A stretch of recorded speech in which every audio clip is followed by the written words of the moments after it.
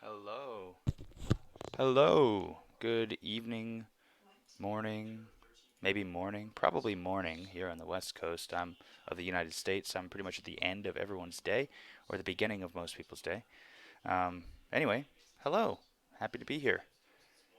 If you're there, say hello. If you're on your way, I eagerly anticipate your arrival. I'm gonna fire up some Elite Dangerous here now. Take a look. I was just looking at some science headlines for Stream Science, and just off the top, there's a headline that grabbed my attention. An ancient galaxy grew massive, then oddly stopped making stars. That's an enticing headline. We'll get to that in a little bit. I've seen this before. Food residue offers a taste of pottery's diverse origins in East Asia. Perhaps not this particular story, but I do recall reading something some time ago about how they found these old amphora on some shipwreck in the Mediterranean, and they were able to get some residue from the inside of the pottery and learn a bit about what they were carrying, what kind of stuff they would eat, and you know trade. Ancient trade is really interesting.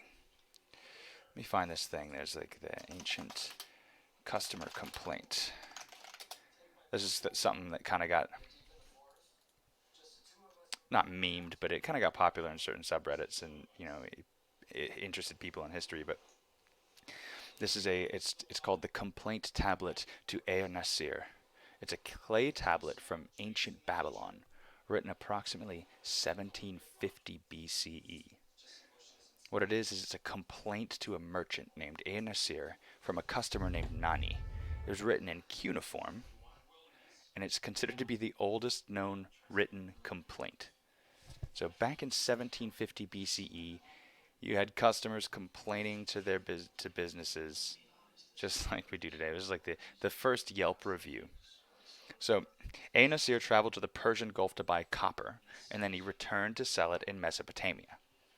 On one particular occasion, he had agreed to sell copper ingots to Nani. Nani sent his servant with the money to complete the transaction. The copper was substandard and not accepted. In response, Nani created the cuneiform letter for delivery to Ea Nasir. I'll read you the complaint now. Tell Ea Nasir, Nani sends the following message. When you came, you said to me as follows: I will give Gimil Sin, when he comes, fine quality copper ingots. You left, but you did not do what you promised me. You put ingots which were not good before my messenger, and said, if you want to take them, take them. If you do not want to take them, go away.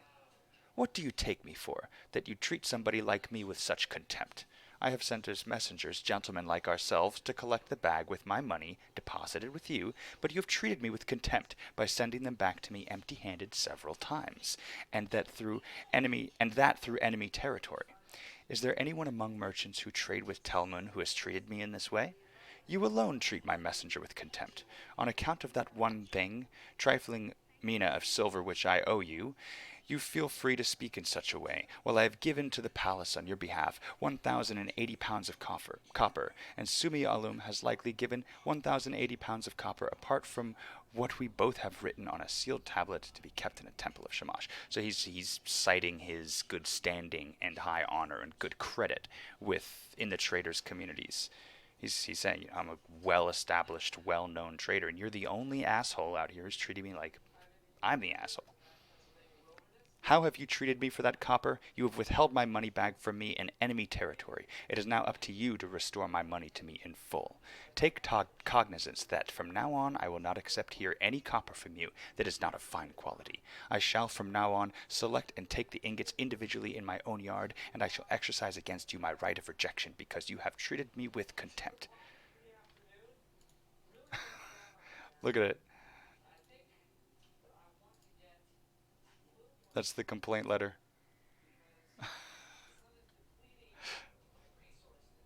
Dude was pissed. It's from Ur. I mean, it's talking about ancient human civilization here. Cool, right? I love that stuff. I love those pieces of history that demonstrate that humans are the same as we've always been. We're not more civilized. We're not more intelligent now than we've ever been. We have better access to education and knowledge than we've ever had. But you see the same delinquency and the same genius behavior from humans going back many, many, many thousands of years. I think functionally, physiologically, we've been the same for, 50,000 years or so. You're no different than an ancient Mesopotamian, just maybe a little more. Maybe you're a little more advanced. I don't know. We can't really know for sure, but still, neat.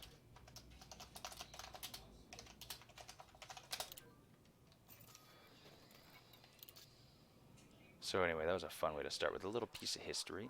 We've got a couple applications. New game, looking to get an active community, and the default join message. That's pretty typical. You get the default join message a lot.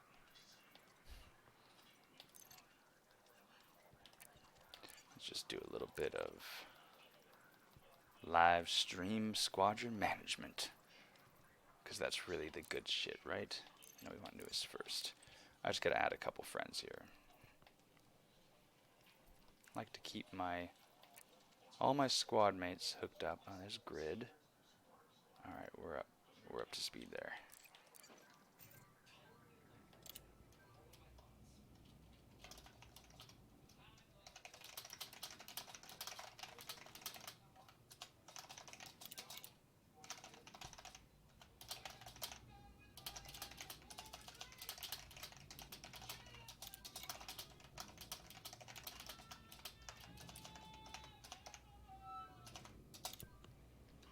Okay, so we're gonna go do some war. We're gonna wing up. We're gonna get out into the combat zones, which is always a good time. Let me edit that stream info a little bit.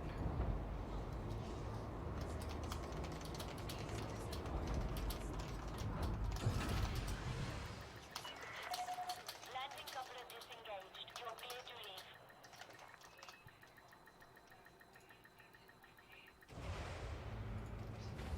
Okay.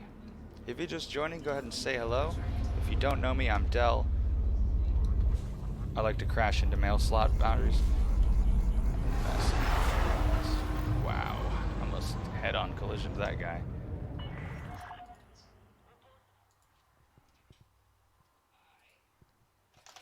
I cannot wait to crack into that article about the galaxy that suddenly grew and then stopped making stars. What up, Lolo?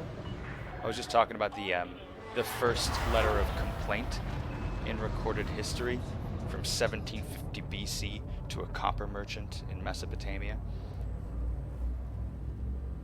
Dude was pissed. It's like the first Yelp review. It's pretty amazing.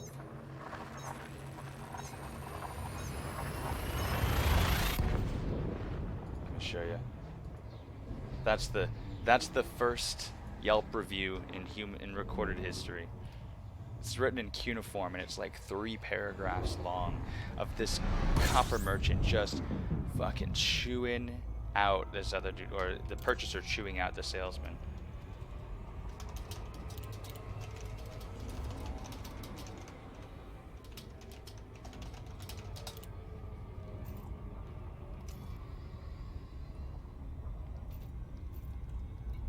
Tara, no, I don't want to be in Tara.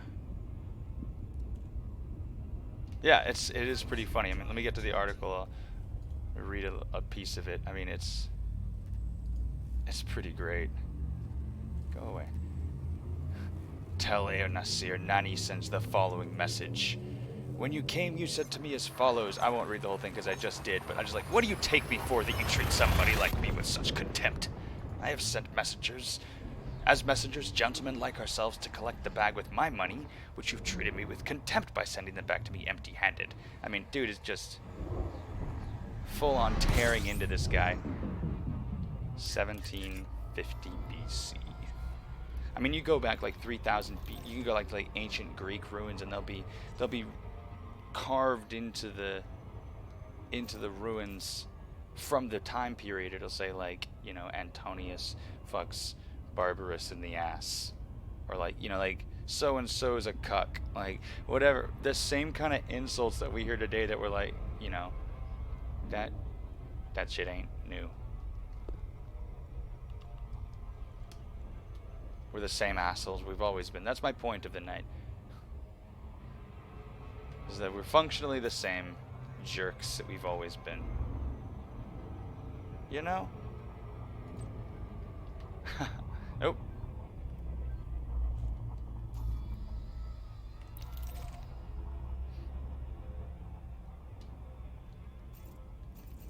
As a society we have. Not necessarily because we're better. For example, you want to talk about something that we like to think we grew out of is something like public executions. The last public execution, so we don't do that anymore as a civilized world for the most part. We don't do public executions. And I think that that's good, right? It's good. We shouldn't have spilling of blood as a public spectacle. This seems barbaric and unnecessary. But I'll tell you, and I can support this, is that public executions didn't go away because they went out of style. They didn't go away because we as a people collectively decided we didn't want to see this sort of thing. The last public execution ever held in, I think it was in France, had the highest attendance of any public execution in history. They only ever got more and more popular and more of a successful spectacle up until the very last one, which was the most popular one there ever was. No, they went out of style because the establishment, the power that be, found that public executions didn't serve their purpose, which was to frighten and control your populace, right? Set an example. Instead, the populace reveled in them. People would rush out to take souvenirs from executed criminals, a finger, dab a handkerchief in some of their spilled blood at the base of the guillotine, a lock of hair, a fragment of cloth. People would go and pillage the dead while the body was still warm. The dead of criminals of the highest order, not just simple things like treason and witchcraft. We've always been bloodthirsty. We've always wanted that kind of show. Again, we didn't evolve as a society. It was the powers that be that decided, no, these public executions, they don't keep people in line as much as we'd like them to. It doesn't work. People still commit treason. This isn't stopping crime. They stopped the public executions. But that's a counterpoint to us evolving as a society. I do agree we have evolved as a society. We've gotten better in many ways. In other ways, we're the same. Frequently,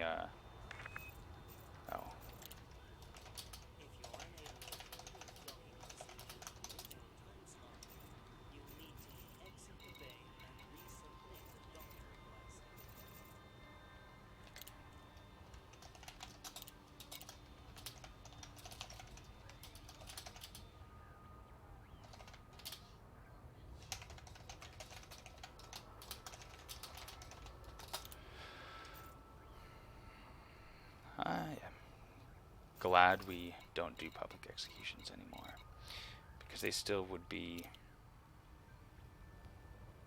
just as popular as always.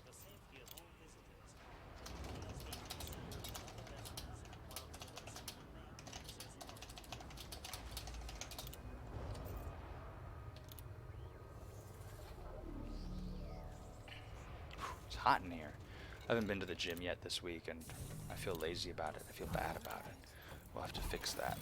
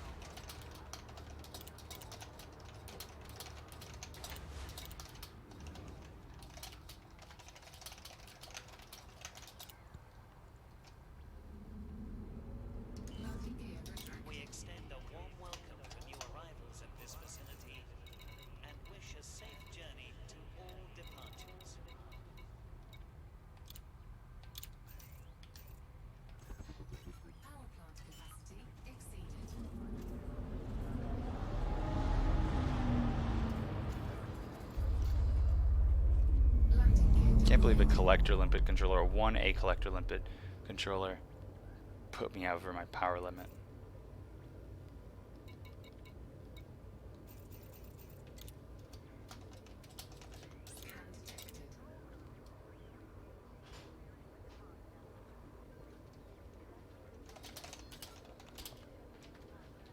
Hello, dear. You use the wet turkey twist. I didn't use a turbo twist at all. Evelyn did it all herself. Oh, I better make this.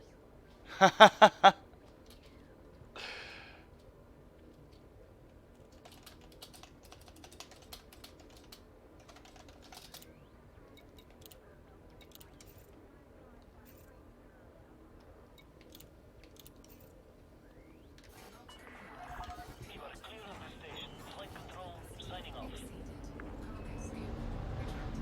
Oh, wait a minute. It's alright, all good.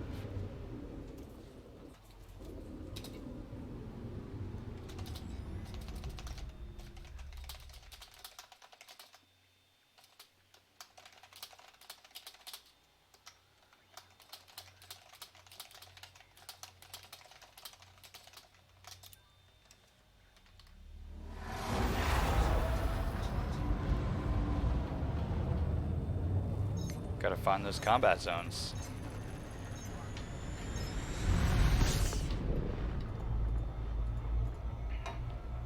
If you're just joining, say hello. If you don't know me, I'm Del. Always happy to make a new friend. Alright, let's find these conflict zones. Medium.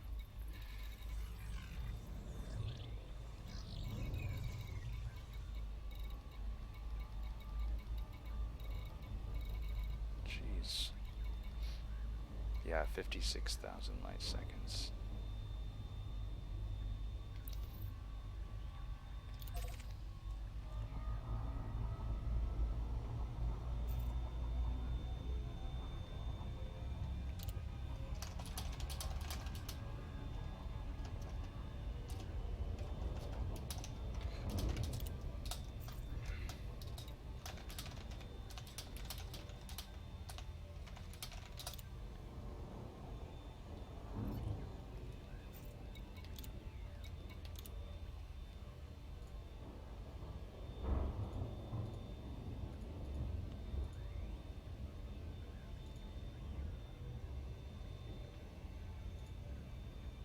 Hey, what up, lads?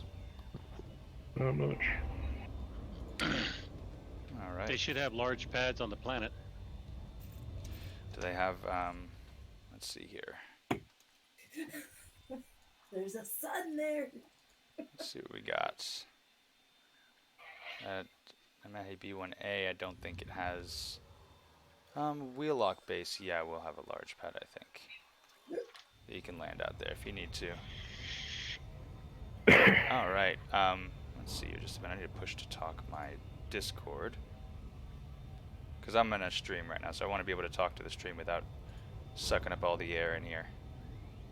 I don't mind. It's been utterly silent for the past And 3 we hours. can go to a different channel too. Yeah. All right. Yeah, for sure. Because I can rant inexhaustibly. So somebody asked, what's the difference between a wormhole and a black hole? Holy shit, that's a great question, because I was just listening to a kids science podcast with my daughter yesterday, and they were talking about wormholes and black holes, and it's pretty fun. So, black hole is simply a collapsed star. It's any body whose mass exceeds its ability, or a star in particular, whose mass exceeds its ability to sustain its own weight, right? So inside of a star, you've got this nuclear furnace constantly pushing out with enormous amounts of energy. At the same time, it's crushing itself with its own mass. If at a certain point the star runs out of fuel, that reaction pushing out against its own mass gets too weak to resist it. The star then will collapse. If the star is massive enough, if there's enough stuff in it, when it collapses, it can create a singularity. So basically, it's a point in space where matter is so dense, where space-time is so intensely curved that not even light can escape that point. That place is called the event horizon. That's the point of no return. Not even a single photon traveling at the speed of light, a massless particle, can't escape this trajectory once it's crossed that point. So black holes are very real things. We have now directly imaged them. We have a picture of a black hole for the first time. They were theoretically they were hypothesized with physics, and then we found them. They've proved Einstein's theory of relativity many times over. We can witness gravitational lensing. We can see light bending around black holes. There's all kinds of neat stuff to talk about with black holes. Compare that to a wormhole. A wormhole is a theoretical object. We've never seen one.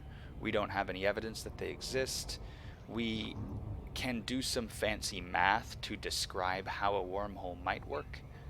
And basically, a wormhole is kind of like a tunnel connecting 2 points in space. One way to think of it that a lot of people will describe a wormhole is, I'm going to do a visual aid here on the stream. See this napkin I'm holding up here, this tissue is the fabric of space-time. And over here on one end, we can have Earth. And then over here on the other end, say, we have a distant galaxy. So there's a vast distance of space in between us as well as time. Now, a wormhole would essentially be a way of, not exactly, but some descriptions of a wormhole would say find a way to bend space-time, so you can take those 2 points in space and time and just flip it over, touch them together. So now to make the transition, you just have to jump across that very small theoretical gap between the 2 points in space-time. Folding space. That's right. Another idea of a wormhole would be something like it's dependent on black holes. Some theoretical physicists like to talk about the idea that a black hole would have a white hole somewhere spewing out all that matter that's getting sucked in. Never seen one, no evidence of it. I don't really like the idea. I don't care for it much, because we know the matter that crosses the event horizon stays in the singularity. Black holes gain mass as they absorb stuff. So it's not like it's getting, magicked away somewhere. We don't know where all that stuff is going. And in fact, from Hawking radiation, we can see that every so often, the black hole will spit out a little particle, something, a little antimatter, matter annihilation happens, and a little piece of matter will fly right out of the black hole. They actually slowly decay. So if a black hole is left alone for long enough, it will eventually wind itself down. Does that answer the question? I actually enjoyed that. I love follow-ups Yeah, too. too. Dude, that's part of the reason why I started streaming, because I think I exhaust my coworkers when I I get excited about stuff like that, and I love to talk about it. I think I more. was double checking your science the entire time. Awesome. I like fact checking. If I get something wrong, call me out because I want to be right. What happens when a black hole finally does reach its mass and stops collapsing itself? Well, that the black hole has kind of reached a stable point, right? It's once the black hole exists as a singularity, it is already fully collapsed. In fact, it's impossible for anything to be more collapsed than a black hole. So it's sitting there. Some people think that black holes grow too. They do. In fact, that's what. Yeah, they'll as they absorb matter, they can get larger. They Absorb other black holes. Absorb other black holes, and that's. We had an exciting breakthrough with the LIGO detector. It's a gravitational wave interferometer. It's basically a huge laser beam. I forget how long it is. Let me look that up real quick. How long is the LIGO beam? You want to see something really violent and interesting? Go look at quasars. Oh yeah, quasars are sweet. So the arms of LIGO are 4 kilometers long. So basically it's a laser beam 4 kilometers long. And what they do is they watch the laser beam for the tiniest, the most infinitesimal vibrations. The idea, and we proved it, using LIGO, you can...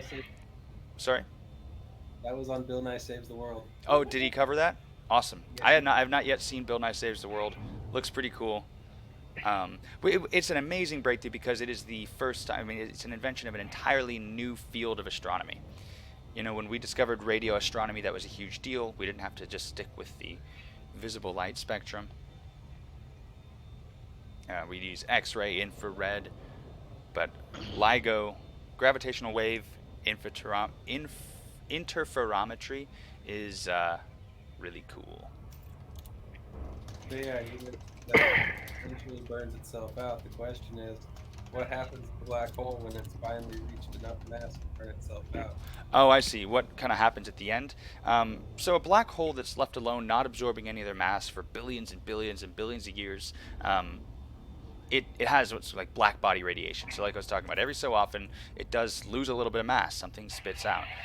So eventually it would kind of just get smaller and smaller as these little matter particles are flying up. But the ultimate fate of the universe as a whole is a vast empty sea of black holes, essentially.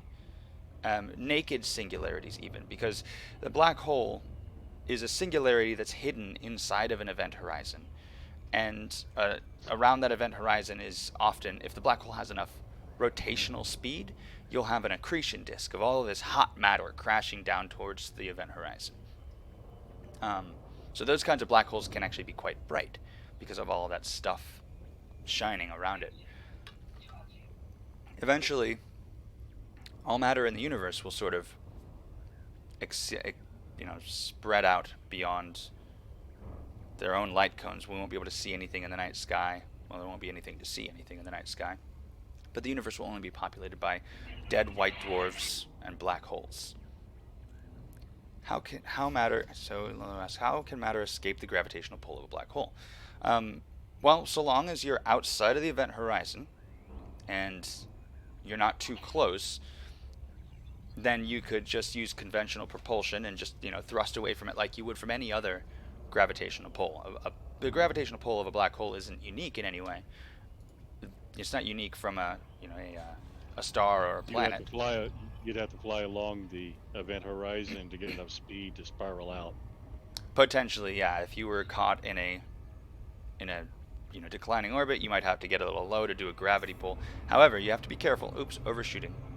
You have to be careful because now this is an interesting thing I just learned. Smaller black holes are actually more dangerous.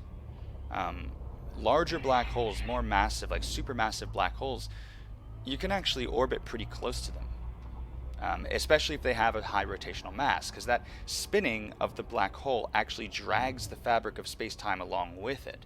And so you can actually, like the planets in orbit around a black hole in the movie Interstellar, around Gargantua, sick name for a black hole. They were, I gotta fly to wheel lock, hang on. Gargantua was a supermassive black hole. The physics are actually good on that part. A supermassive black hole with a high rotational speed, you could have planets hold themselves together in actually quite near orbits to the black hole. A smaller black hole, however, you get a stretching factor. Anything that gets near the event horizon will become, the word they use is spaghettified. Because, say, if you were falling towards the black hole feet first, your toes would begin to stretch out, then your feet, then your ankles, and you would get drawn out, and until eventually you would start snapping into pieces as you fall beyond the event horizon. So ultimately, pieces snap into pieces, and you get atomized. Atomized, spaghettified, bifurcated, and then pasted, smeared onto the inside of the event horizon. Just a permanent after image to an outside observer. Even though you're long gone, the light of you is still kind of just lingering. But so yes, matter can escape the gravitational pull of a black hole like any other gravitational pull, unless it crosses beyond the event horizon, in which case there is no return ever. It's a pretty alarming thing to think that there are places in space where physics don't matter.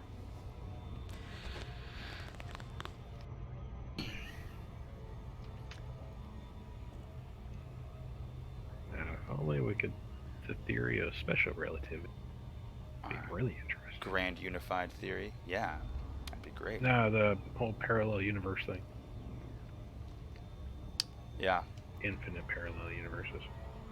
It's kind of a hard thing to prove. I heard a good logical explanation. I mean logical like academic logic, like reasoning. A good argument for why we are probably living inside of a simulated universe. So, first you have to accept the premise that it is possible to simulate an entire universe. That in some universe, a high enough complexity exists in a localized place to simulate the entirety of a whole universe.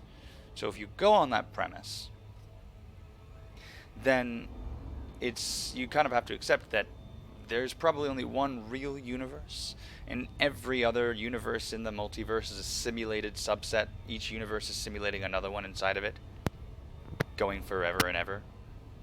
And so the odds are in the favor of us living in a simulated universe. What are the odds that we'd be living in the one real universe?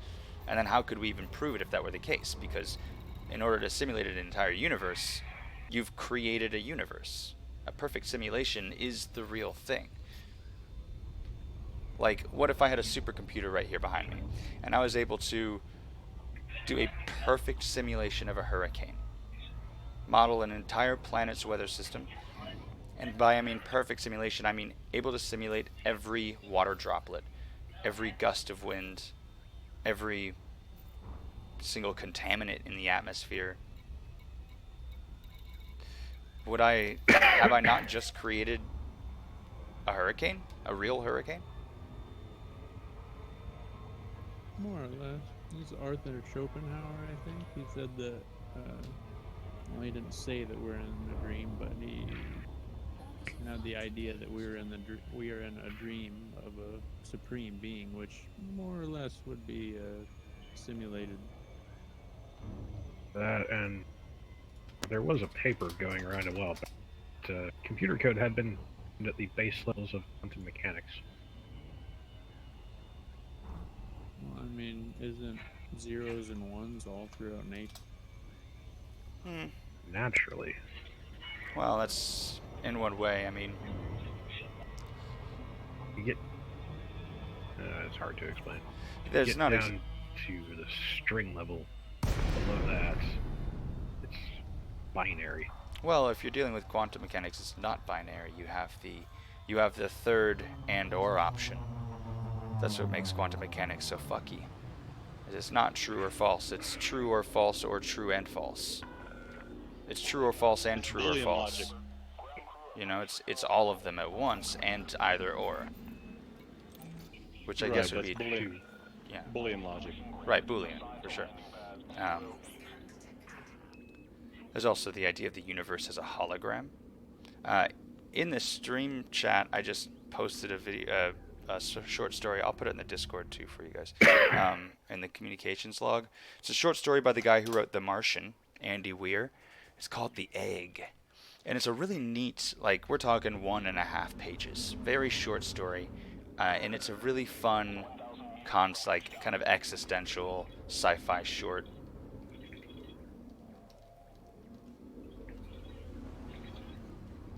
But if you want to talk, you made me think of it when you said that, talking about all of existence is, the dream of a supreme being.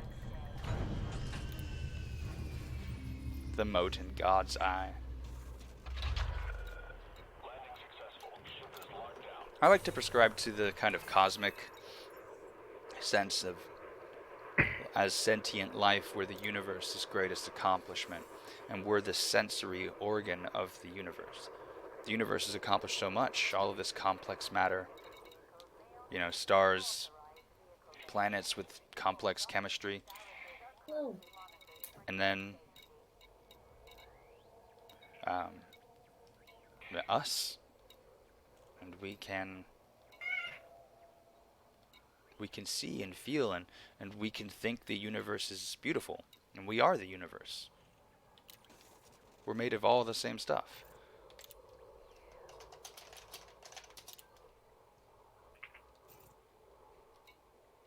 I had always thought, like, going off of what Buddha says, like, that the best thing is to get out of the cycle of birth and rebirth.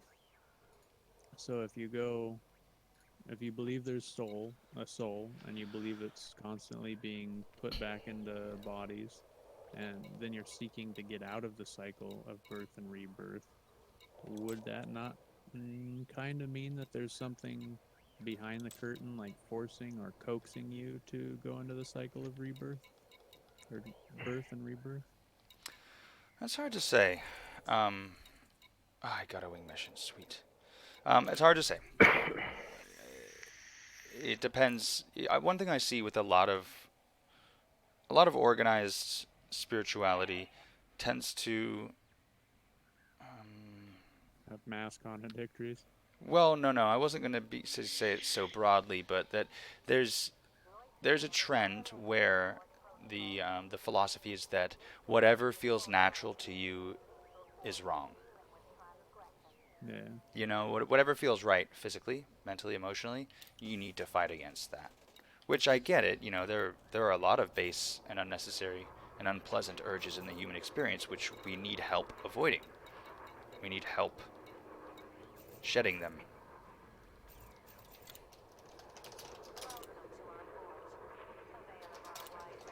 But I don't know. I take the more, I don't want to say hedonistic or bacchanalian approach, but um, as the sensory organs of the universe, I find it a duty to slake my thirst on experience every chance I get. Absolutely. I mean, at the base of it, you couldn't really think of anything else to be the point of life other than experience.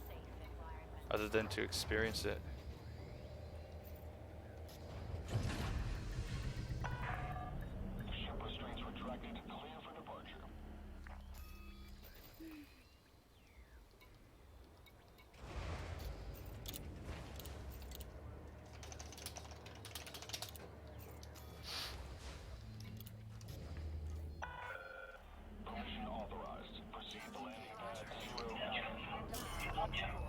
Pad loitering. You said pad 8.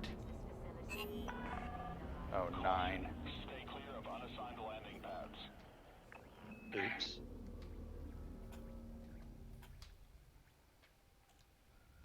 I read a cool idea of a theoretical stellar engine.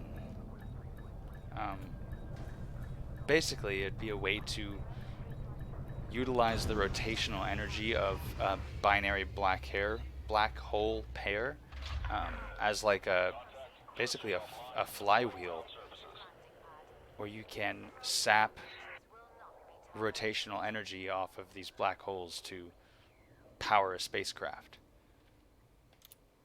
or to make a spacecraft accelerate. Essentially, you'd have to have a spaceship Like that you could trebuchet. almost, yeah. Well, yeah, so you'd have to have a spaceship. This requires a spaceship you can fly to a black hole. So get that and get back to me. Got it? Yeah. So you got it now. Yeah. So now that you have your spaceship that can fly to a black hole, you're going to find a pair of black holes that are rotating around each other very fast. And then you fly your spaceship there. I forgot to tell you, you got to put a big fucking laser beam on this ship. A big laser beam. And then a way to absorb that laser beam energy. Because what you're going to do is you're going to fly up to that binary black hole, and you're going to fire your laser beam right along the edge of the event horizon in such a way that gravitational lensing forces that laser beam to curve around the rotating binary pair and then come back in your direction. So now your laser beam is flying right back at you. And you got to position your ship so that the laser beam hits the back of your ship, or the plate that's meant to collect that energy and turn it into thrust. So something seems wrong here, right? If you're shooting photons out one end, they're just looping around and hitting you again. Aren't you just exchanging the same amount of energy? Wouldn't you have a net negative? Or it would just Not be necessarily. no net change. Not necessarily. The light, even though a photon is traveling at the speed of light, it has the most velocity it can have, the most momentum it can have. You can redshift the energy, you redshift the light, because as it passes through that frame-dragged space-time, the light actually saps a little bit of angular momentum off of that rotating binary pair, and then feeds it back into your ship. So you kind of like, there's energy stored in this flywheel of the rotating black holes, and you can kind of just sap that a little bit. Pretty neat. But first, let's get that spaceship that can do the thing. Fuck, I forgot You limpets. already have if you already have a spaceship that can fly to a black hole, why would you need the black hole? Exactly. that's the problem with it. It's a neat idea. An engineer, a physicist, wrote a paper on it, did the math, showed you could. This is an engine that could work. Nobody ever said it made sense or was useful. But I like that he did the work. He was like, "How could we do that?" Yeah. The best idea we have right now is either antimatter or, like we use on this game, fuel scoops. Albuquerque drive too. Yeah, that can actually scoop the hydrogen out of space. Right. So and the use it. the FSD is actually a two-part engine.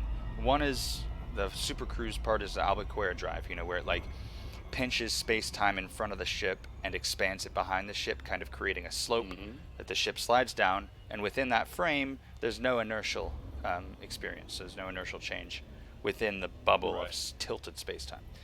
But then the hyper jump part of the FSD is an entirely different hand-wavy magic. Where It's more like a wormhole. Yeah, I think the way that Canon describes it is it is more like a wormhole, but it targets a distant gravitational mass, a distant stellar mass, and then it kind of like will penetrate normal space into which space, and then it's like a wormhole, but which space is almost like a parallel universe of some kind. It's poorly understood. Is there a wing beacon on there? Probably not. Yeah, trying to turn that. There you go. Let's see. I could use an invite again. All right, cool. Hello, my lover. Hello, my darling. Hello, my ragtime ragtime. gal. I love that song. Angus, it says you're in solo again. What the hell? I don't know. I'm in open. Hold up. What the hell, bro? Yeah, it says invite to Stop. wing unreachable. Current Stop. game mode. Open play. Angus, exit again, okay? And enter and open again. Oh, I've already done that 3 times. Do it again. Do it again. Yeah. Do it again. I got him. Exit. Do it. I got him. You just logged. I just sent you the invite. Oh, you got him? Sorry. How come you Yeah, I didn't sent send him. it to me? I sent him the invite. So. Dang. Well, hang on. I'm back in. All right. Dal, you better fix your stuff, Dal. You're lying, Dal. Me? I'm lying. You Yeah, can look Dal. at my stream. Look at it. Solo play. No, Go Dal. ahead. Send the No, invite. Dal. Oh, notice you. friend. Oh, Muffin! I'm sorry I didn't notice you. Senpai sees you now. There we go. Worry not. I was just ranting about black holes. I got it. Then I grayed out. So, Angus, you got the thing? Hang on. see, So what are a bunch of invite- fun men like you doing on a fun evening like this? We just got out of the shower. I'm sweating. All right, now I'm in. Yeah. Oh yeah. Blow drying. I'll blow dry my hair because I don't want to sit around with a wet head. But then like my head will start to sweat. I'm like, no. Now I'm sweaty already. That ain't the way. Do like I do. Shave your head. Shave my head. As soon as I start to go bald, I'm shaving my head. Use the setting on the dryer. Yeah. No. That was Angus, right? Yeah. Yeah. No. I'll be shaving my head when the time comes. The beard's staying though. Oh, so in the stream, Muffin, somebody's watching, she says, hello, Dell's friends' voices. Hello. Do we have pretty voices? Do you enjoy my voice? What you gotta do is I'm trying to I'm gonna be the first ASMR elite streamer, okay? So we're gonna fly into this conflict zone, and we're gonna blow up some spaceships. I support this. So I'm gonna set up a new stream award where you guys can make me do push-ups, because there's gonna be some nights where I'm lazy and I don't go to the gym. But you guys can help keep me in shape. You're gonna regret that very quickly. I'm gonna make it very Yes. expensive so that it doesn't get too intense. Oh, what's up, Guillotine? You arrived to ASMR. That's right. Well, shoot. Hang on. All right, I will in just a minute. Next break. All right, so the other headline that I read that was really cool.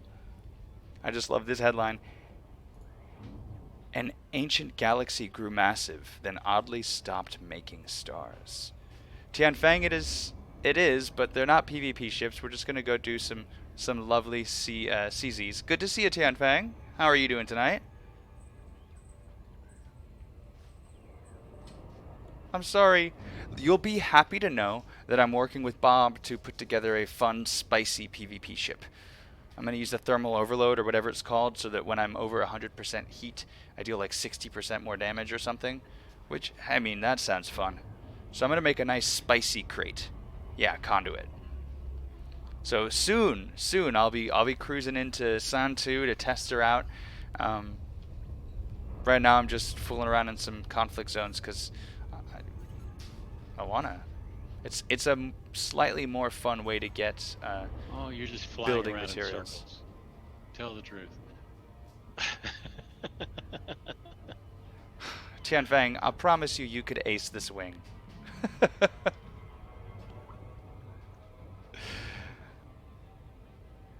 Having just so you guys know, in the wing, I am live streaming, and every so often, some people get hungry to ace a full wing. So, if you don't have a rebuy, you should not be flying. Good thing I Yeah. fly with an eagle. That's why I went mining the other day. Oh, an ASMR command. Let me take a note of that, Muffin. That's a good idea. Then I have to do the next 3 minutes in ASMR. Is that what you think? Wait, where's my stream ideas? Uh-oh. You guys see this boy? See this good boy? We can give you some nice ASMR action if you really want to. Yeah, Tianfeng, that's my Alright, cute doggo. which conflict zone are we in? I'm outside the high. Wait, am I in it? I'm not in it. I think I dropped out early. Yeah, I'm outside the high CZ. Oh, hey, somebody redeemed give a dog a bone. Will you do a trick for him? Yeah, that's what I do. Well, I don't have the treat. Okay, I'll get the treat. Alright, I'm She's in gonna here. get the treat. Alright, I gotta jump back up into SC and back down again, because I'm a dingbat. Give that doggo a treat. What's that, babe? The other bag of treats. Did I empty it? It was empty. Yeah, I emptied it. Yes. I used the last of them. Muffin, I see Alright, you. Are we doing the nobleman? Yeah, we're fighting for noblemen. I'll be right in there. Just a moment. Okay. Muffin, be patient. Lolo, I hope you're watching too, because I owe you a couple of them. In fact, yeah, you're on my list. So don't you worry. Lock and load. Lock and load. So, have you got a mission for this area? Oh, I do, yes, yeah. you do. Did you share it? Accepting. Hang on.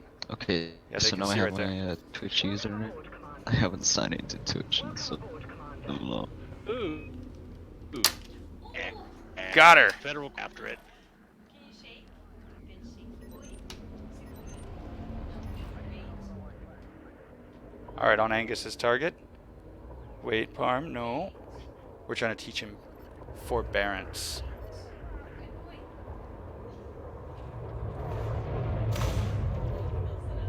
It was good enough. Good boy, Parm. Yeah, Francis.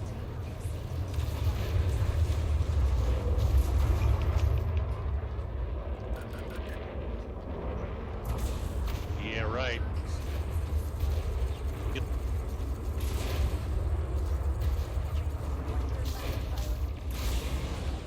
those shields down. IRL ganking, that's right. I take the game into real life for sure. Nobody is safe.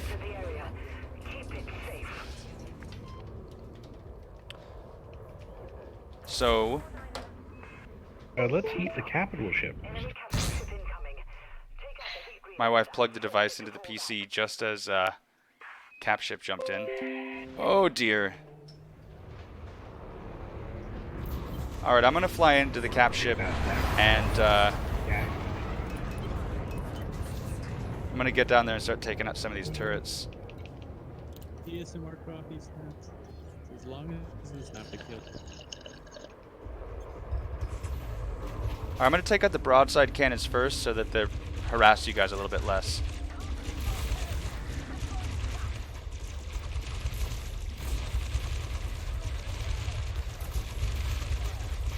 Come on.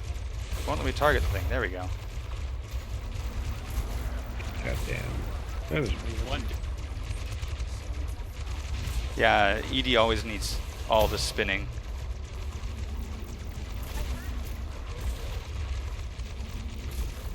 Oh, I keep missing this turret. Gross.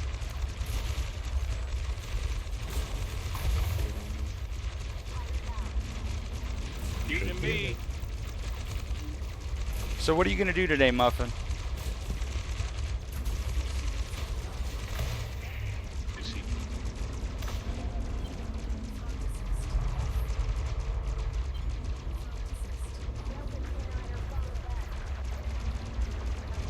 this or that. Conduit loadout with another one. You have a few conduit loadouts, Tianfeng? Shit out, I'll go in for whether he sinks. Today's rehab's a lot of pain and sweat.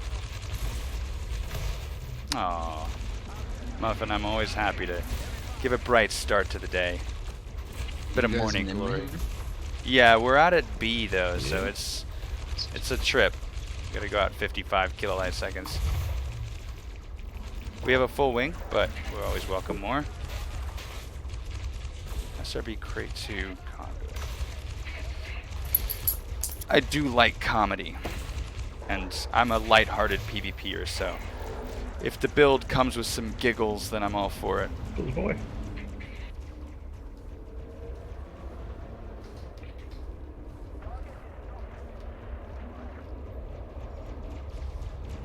The malcontent.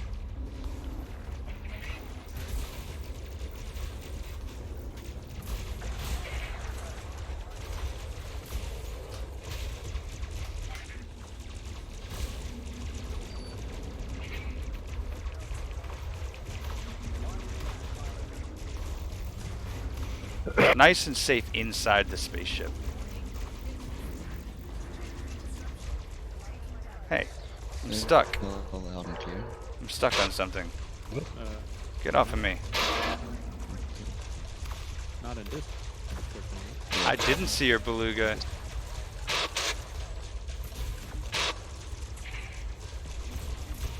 Really?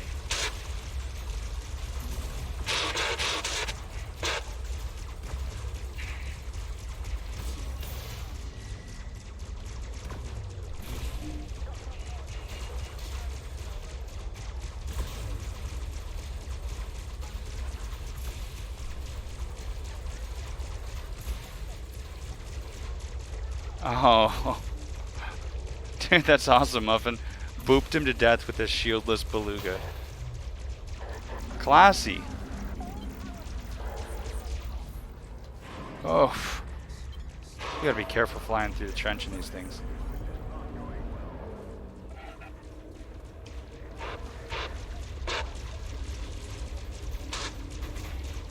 Alright, I'm just tanking this guy looking for these heat veins right now for you.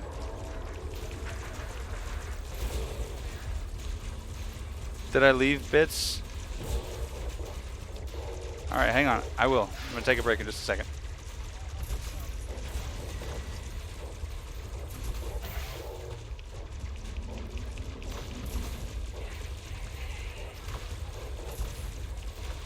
Alright. Almost done with the heat relays here on the bottom.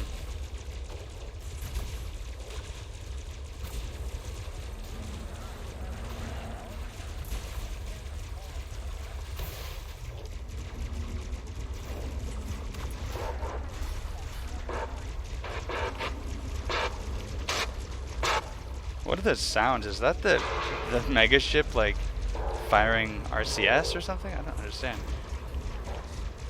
Sounds like someone's running a fire extinguisher. Are you guys still working on enemy ships, or are you just shooting at the malcontent? Kill it.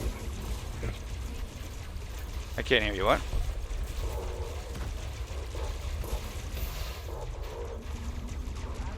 That's just a sound glitch, Tianfeng? Yeah, it sounds a little bit like a rocket control system, though.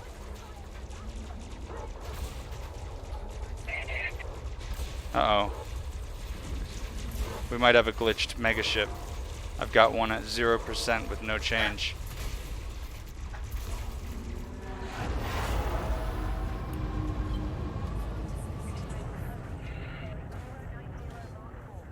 See if you guys can take out any of those other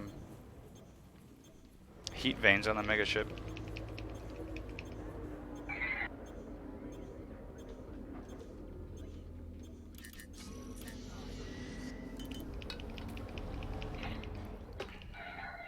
So Guillotine, if you're still here, I found a headline that I think you might find interesting. The headline reads, "An ancient galaxy grew massive, then stopped making stars." Which is pretty neat.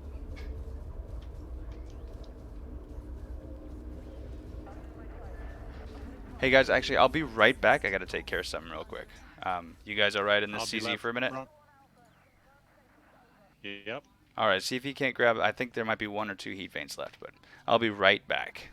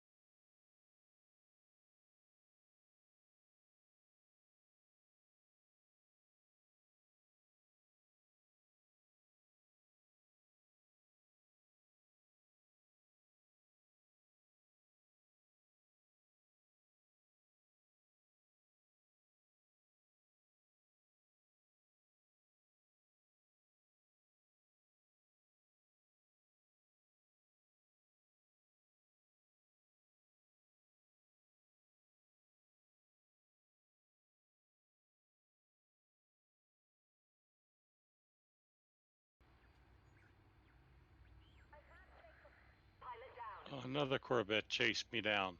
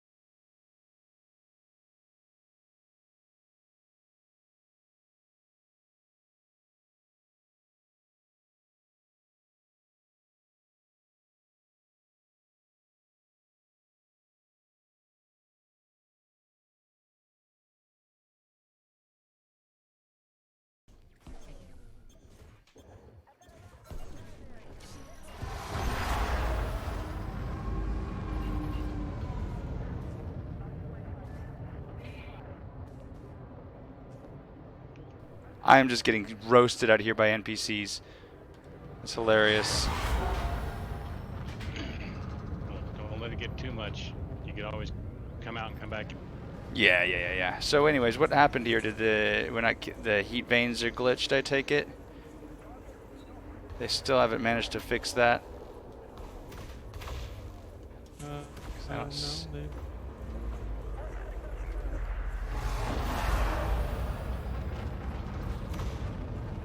Jesus. Finally. All right. Anyways, everybody in the stream, hello. Just had to do a little bit of food prep, get some stuff ready for the week.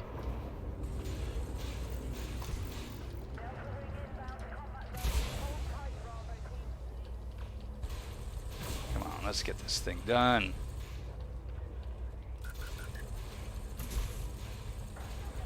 Decide they liked me.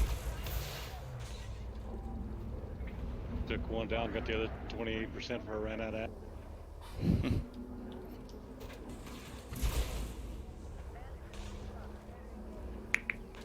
So one thing I noticed is it's not letting me pledge to a side on this fight. Or I was having a few problems with that earlier. We had to jump in and jump. I'm not sure if it matters too much whether you're pledged or not. So here's a heat relay that won't die. It's a 0%. I think chaotic neutral is an appropriate descriptor. I do kill lots of things pretty indiscriminately. Tourists, Thargoids, NPCs. So let's see, I got you. I got you.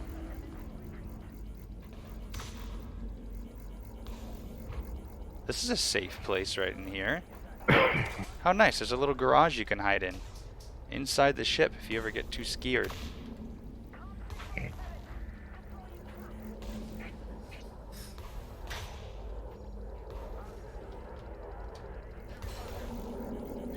Just trying to see if there's any other heat veins in here that I'm missing. Just a giant Gauss cannon. Yeah, I'm inside the cap ship trying to route it. There's only 2 inside. Yeah, okay, got those then. It's just this one on the top side. 0%, but it won't die.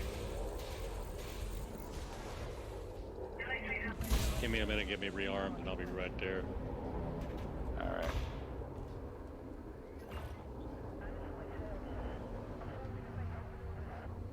Now if you're patient enough with these things, eventually they'll go away.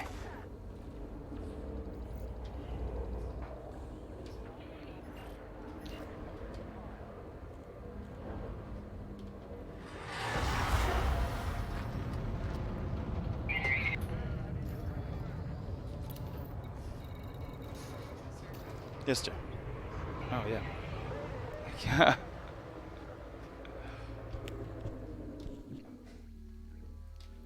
I would love to be a projectile in a Gauss cannon.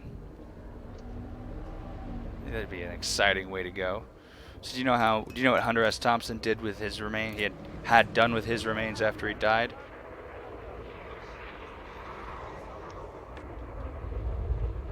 Muffin, you thirsty? Anyway, Hunter S. Thompson had his remains stuffed into a cannon and then fired into the atmosphere in his New Mexico ranch. Okay. It's a pretty cool way to go. I wouldn't mind being fired into the sun, I think. That'd be fun.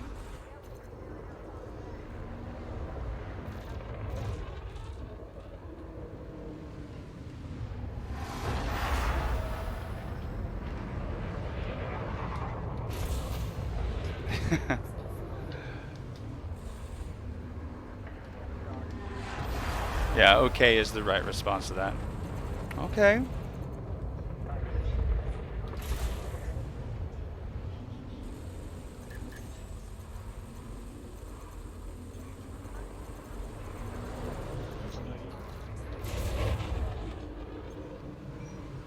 A coalition request. I'll look into that, Lolo. Thanks for the heads up.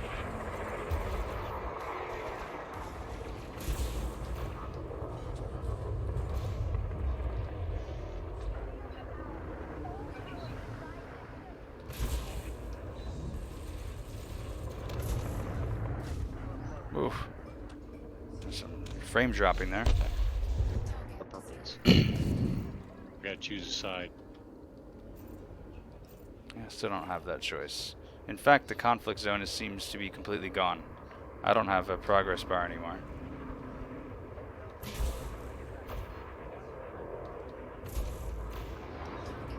Which is fine. Nobody's fighting this war, so if we just win, if we just even finish this one mission and then cash in our bonds, that'll be enough to win the war for the day. You know that nobody's flying out this far to do these conflict zones.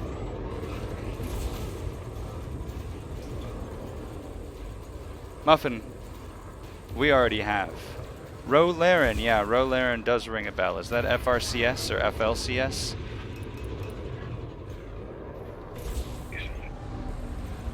I might be thinking of Tarek Lawson, CDC. Does it disappear? Right. But Muffin, yeah, this is actually our faction system. We have already claimed it all. Great, you guys. It wasn't.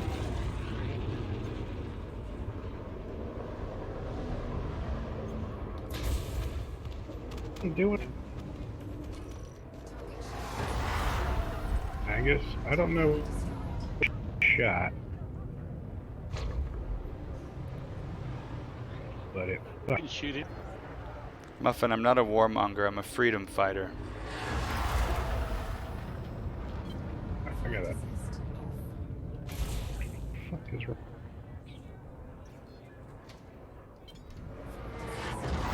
My guns are just cooking themselves. Oh, I almost got him.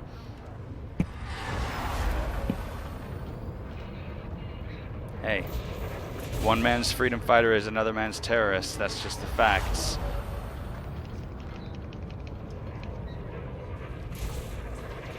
Well, I just took one bullet and took all of his shields and half.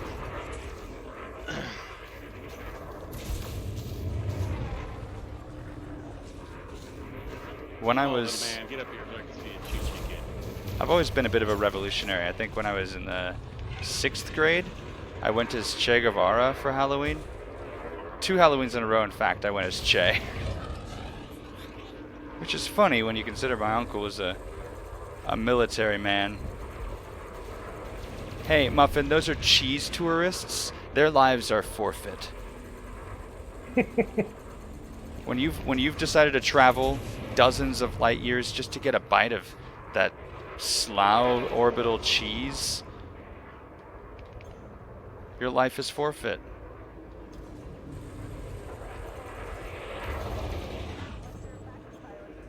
Cheese is bae. That's why my life is forfeit, because I would travel.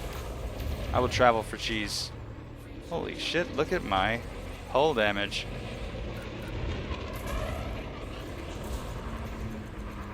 Yep.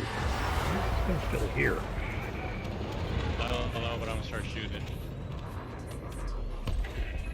I'm just gonna collect some materials here for a second.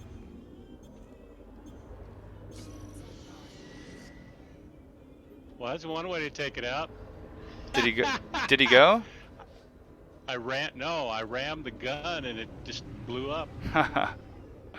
Nice. Wait, why am I your enemy now, Muffin? I mean, not that I'm against a nice friendly rivalry. I always appreciate a good foe. Oh, here's a couple of purples. But I'll have you know, I'm on the side of cheese. I'm pro cheese. I'm a Okay. pro cheese individual. I'm on the record. You honor the cheese. I do too. Perhaps consider that maybe I'm protecting the cheese from the tourists. Shit. That's a lot of Well, dudes. that's okay. I snuck up and took a bite. That's my trim off. All right. That's great.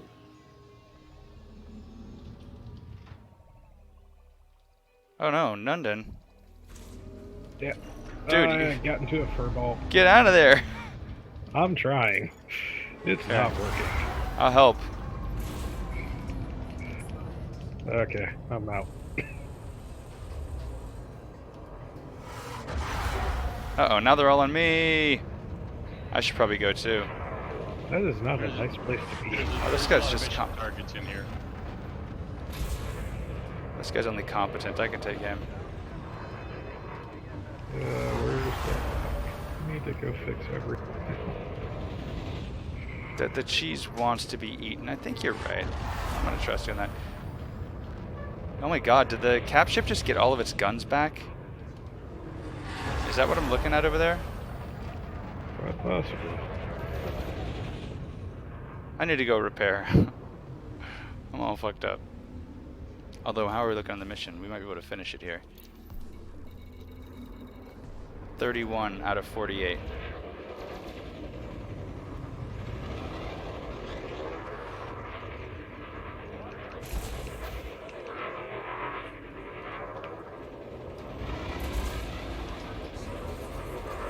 They are on. The repair crew is working overtime on that cap ship. Alright, as soon as I get up into Super Cruise, I'll pop open that window and do a moment of Super Cruise science, because I want to read that article about the galaxy growing and making more stars, because that's one thing I want to learn more about, is what kinds of stars. I want to know what kinds of stars form at what points in galactic creation, you know, in what locations. I've got my engines down to 27%. Fuck. I haven't looked at my modules. I had to pull off one of my MRPs to fit a collector limpet on here.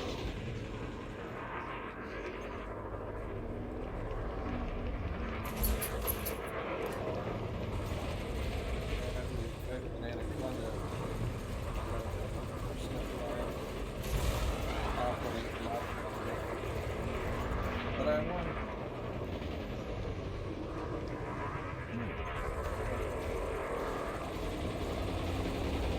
It was so freaking hot, dude. Today, it's February. It was 71 degrees today. Bro. Just unbelievably hot. I'm gonna go to Furukawa to repair.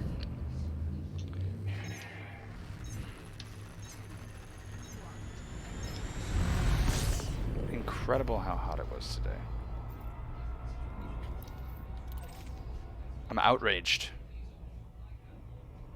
This is my outraged face. Alright. I got a second to look at Super Cruise science. A galactic monster in the early universe quit forming stars after ferociously churning them out for hundreds of millions of years. Why it slacked off is unclear, but the answer might teach astronomers a thing or two about how the earliest galaxies grew and evolved into stellar metropolises that surround us today. Wow. So the light from this galaxy, named XMM-2599, took nearly 12 billion years to reach the Earth. So astronomers see the galaxy as it was just 1.8 billion years after the Big Bang. By that time, the galaxy had bulked up to a mass of about 300 billion suns, making it about 3 times as massive as similar known galaxies from that epoch. Unusually large for early galaxies. The galaxy appears to have gotten so hefty by cranking out stars at a rate of over 1,000 solar masses per year for several 100 million years. But then the star making suddenly stopped. By comparison, the Milky Way produces a paltry 2 to 3 stars per year. That's interesting.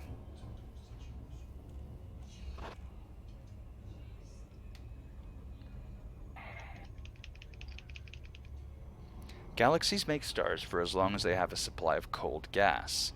The Milky Way has been at it for nearly the entire 13.8 billion year history of the universe. The only way to shut down star-forming factories are to prevent cold gas from raining down on the galaxy or to physically remove the gas that's already there. The theory doesn't quite fully explain how to stop so quickly and efficiently star formation in a galaxy which, only a little bit early, was forming stars with prodigious efficiency. Muffin, that is a massive, massive galaxy. Oh no, Angus. Yeah, well, I have 4 of them on me. Yeah, that'll happen. The cost of doing war. War never changes. Alright, let me just hit this repair and then I'll be right back at it. actually have a massacre GUE jet gang mission too, if you guys want to go do that after. It's also a wing. Okay.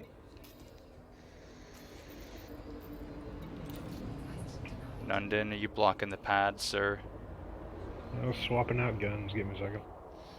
Muffin, that's a great question. Muffin asks, I wonder how many civilizations already died before we even started. One of the answers to the Fermi paradox, the potential answers to the Fermi paradox, which is, you know, if there are these other alien races, where are they? Something is possible that we are just happen to be among the first.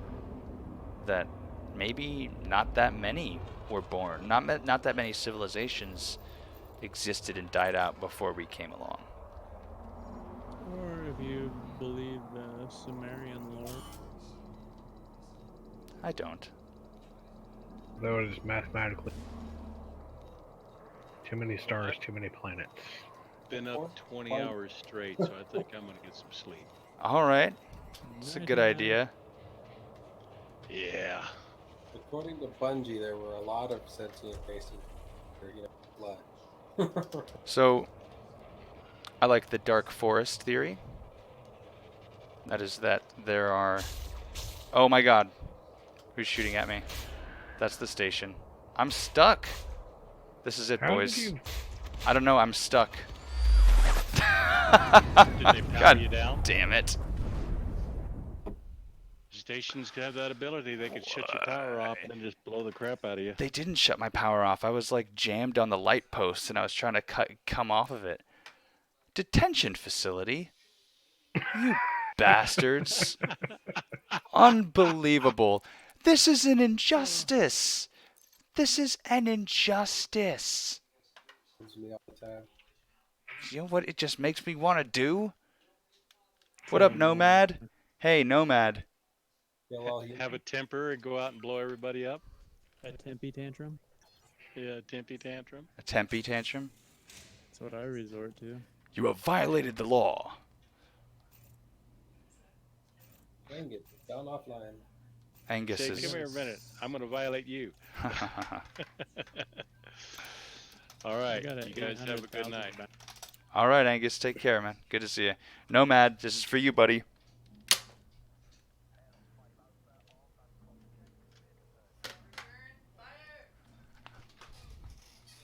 You gotta curve the bullet, like Angelina Jolie says. You gotta curve that bullet. It can be shooty people.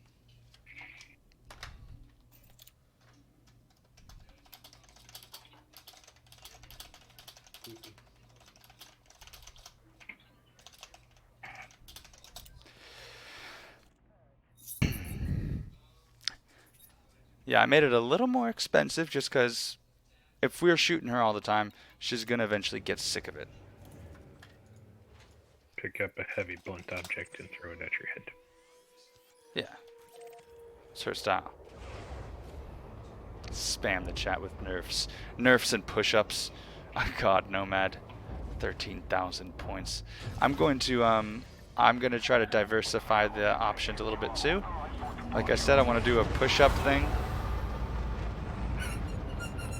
But I think that I'll probably do like 5 push-ups for like 500.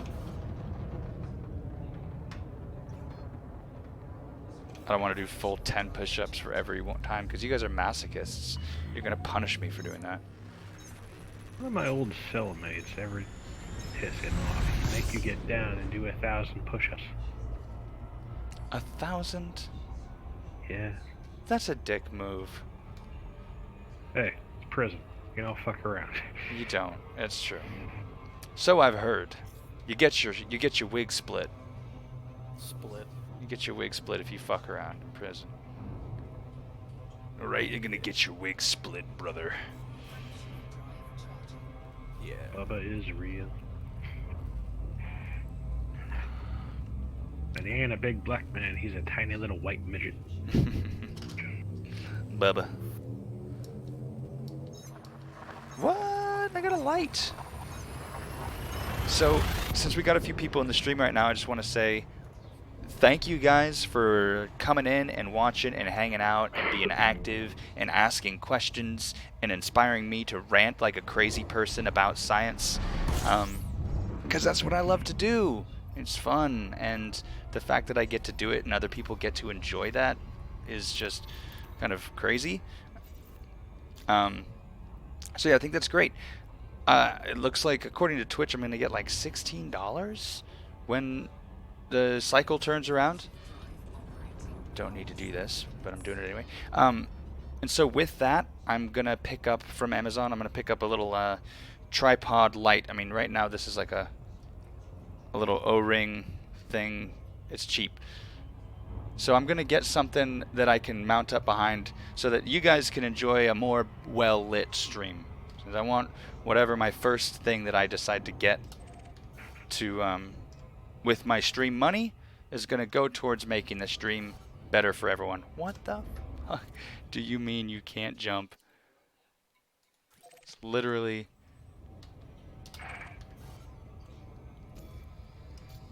Do I need to come save you with fuel? No, it's just trying to force me to use a jet cone boost. And then it didn't want to use that much fuel. Psh, pish posh. Pish fucking posh, my guy. Muffin, you prefer I take my wife out for Twitch money ice cream. You hear that? She's laughing. She likes that a lot. Twitch money ice cream. That's actually not a bad idea. ¿Por qué no las dos? I mean, $16, I could probably find a light that's like... The light was 30? Okay, well, I mean, I want that money to go towards something that is rewarding for the people that got me that money by just being here. You know? I know it's like not a huge deal, but it's also a big deal. It's kind of cool. She has to endure so much. You've got a strong ally in Muffin here. She does have to endure a lot. It's true. I do my best to offset how terrible I am. But, what up, Pry? Noob. Yeah, girl. What up? I need some tea. Would you all excuse me for a moment while I go put a pot on? My wife only made tea for herself and has neglected to dutifully serve her husband.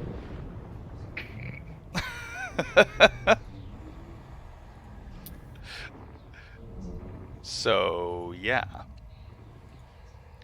Wow, Tianfeng says, wow.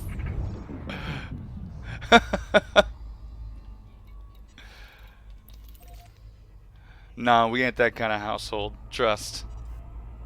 I didn't like that.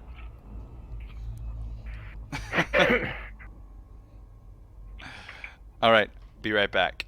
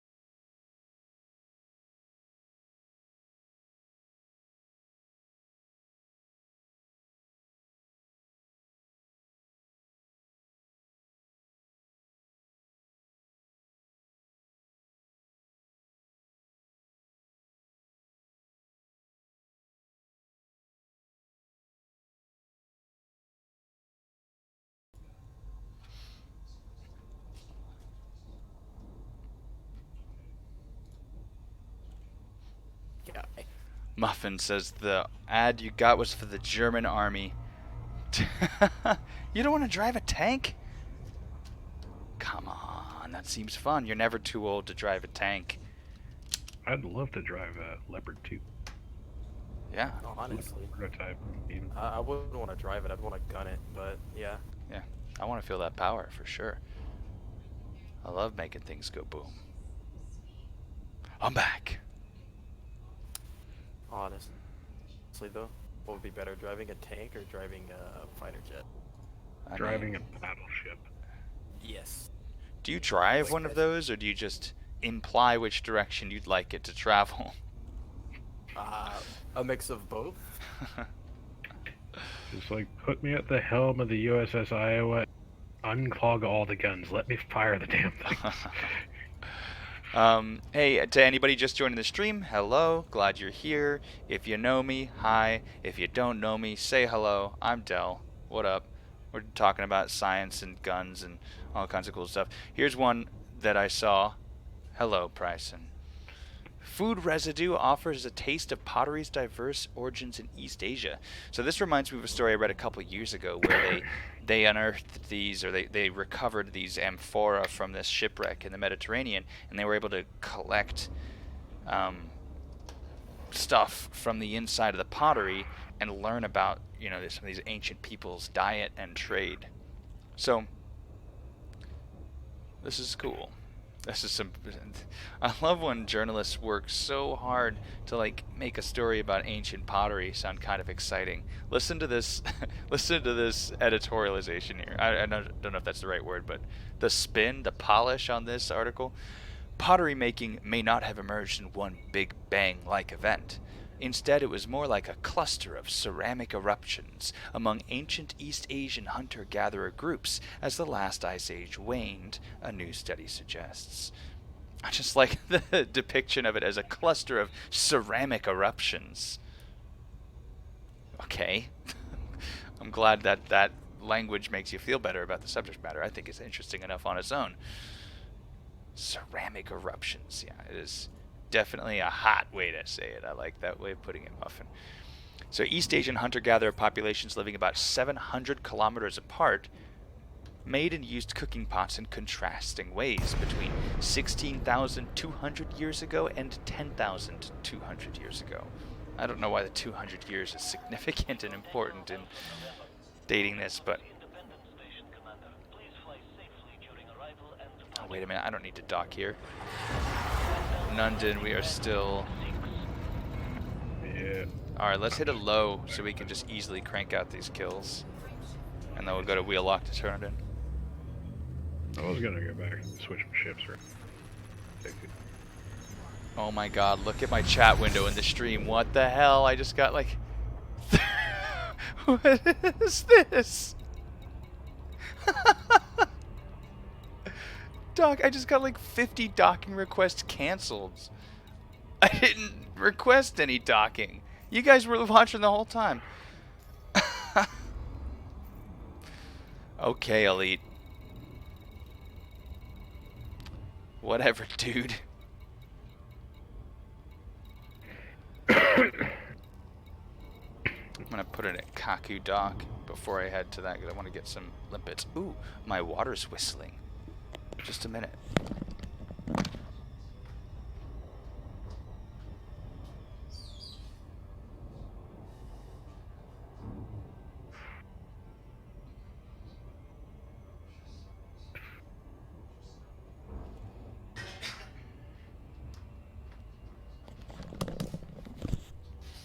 Alright, Guillotine, welcome back. I'm sorry your internet is being a bee.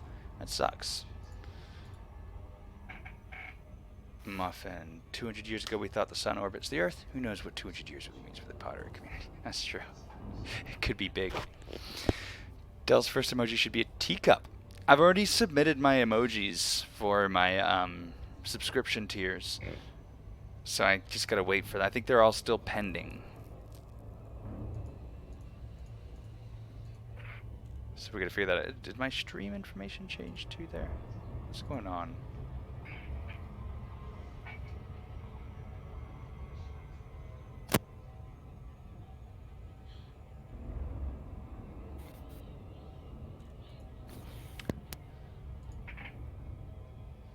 I made mine. It was fun. I learned how to cut PNGs and put in the alpha channel to make it transparent, and then I posted them, or I had to cut them down to the right size. Here, Guillotine, let me see if I can send it here to you to give you a little preview, because I don't want to put them out on the public channels because someone else might use them. I've got to protect my little boy.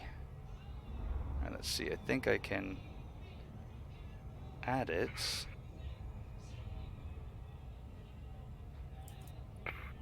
Yeah, all right. So these are a few of the ones that I made. I just sent them to you, Guillotine, on IG.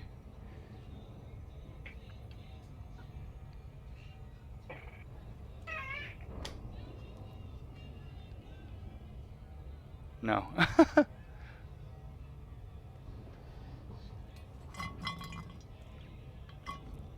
Oh.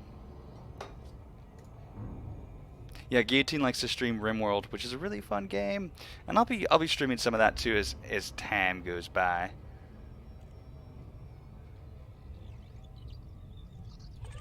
Now I think in RimWorld there's some fun opportunities for interesting channel rewards there too, right? Like you could make like, yeah, I did. I will. You need a jacket?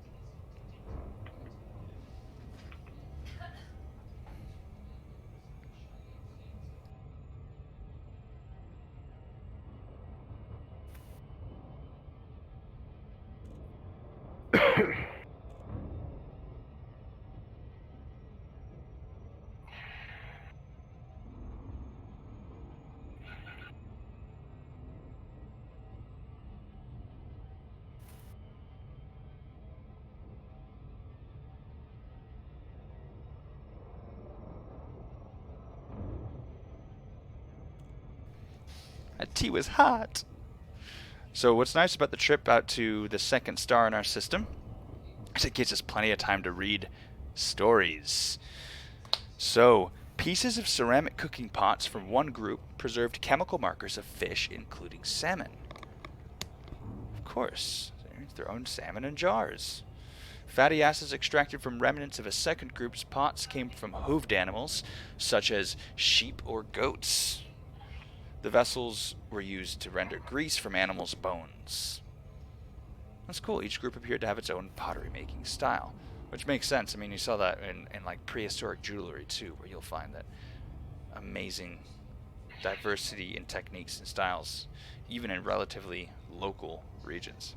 Oh, Guillotine, I wanted to make sure you were part of this story because it kind of dovetails in to what we were talking earlier about star formation in early galaxies. Where is it? I think we were talking about it at some point. I'm not sure if you were in there.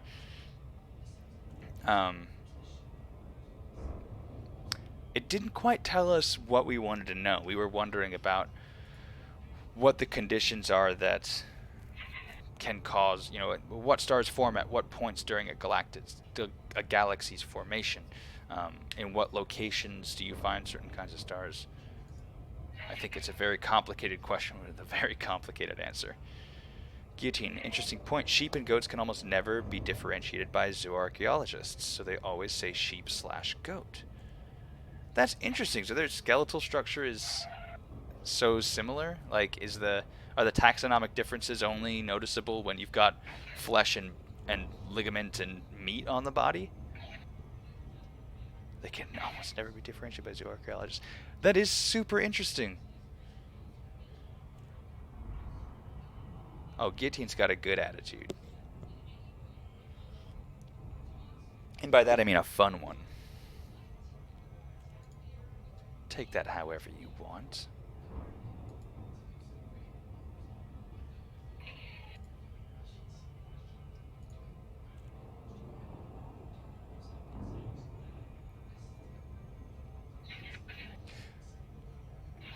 So we could do some other segments too. It doesn't have to be just science. We can also do something like talk about a cult.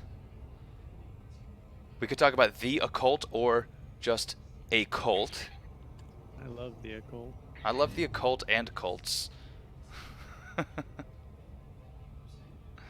We could talk about it all.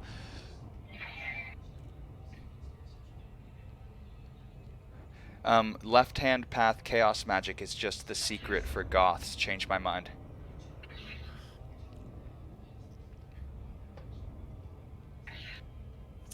That's kind of funny, actually. Change my mind. I'm pretty I'm pretty unshakable in my belief that chaos magic is just the secret for goths. I mean, you make a vision board. When you fire a sigil, what are you doing except forcing your expectation onto the universe? You're envisioning the reality that you want to be there, and you're living as if it's true, and you're projecting that out there. That's it's basically, yeah, but I mean, honestly, look at any magic system, and none of it's really different than this.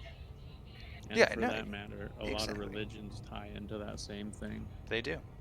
It's because the human psyche is the human psyche. And as I started off the stream talking about it, we are functionally the same as we have been for 50,000 years. Physiologically, maybe not psychologically, just because there's a lot of feedback between society and all that too, but oh, your fat-ass cat hates Twitch. Muffin. I'm sorry. Yeah, where's my fat-ass cat? Usually, I sit at the desk for 2 minutes, and she's up on the desk and in my lap. She might be bitchy because we had to give her some... or we tried to give her some worm medicine last night. And, it didn't. My dog looks so horrifying. Yeah, Muffin, I chose that picture for a reason. I love that crazy face that he makes. He also makes really cute faces. I'll put those up on my Insta too. Which, if you're not following my Instagram, I did make one for just the Twitch stream, so I can post some screenshots and cute pictures and silly things that I think are Twitch appropriate. So I put that on my Twitch homepage here. I can do this too. I made a thing. Oop, gotta type it right. Instagram. Oh my god, you had to go to the doctor from your kitty injuries? See, my cat is so patient and sweet. At one point, I mean, we were trying to get her mouth open and put the pill in, and we had her all wrapped in the towel, and it was so just stressful for her. But even so, she would yowl and howl and whine at us, and a couple times she'd swing her mouth around, but she never bit. She didn't actually try to hurt us. We gotta do it a lot faster. We got it. We can't. It was so drawn out. She got so stressed. Traumatized.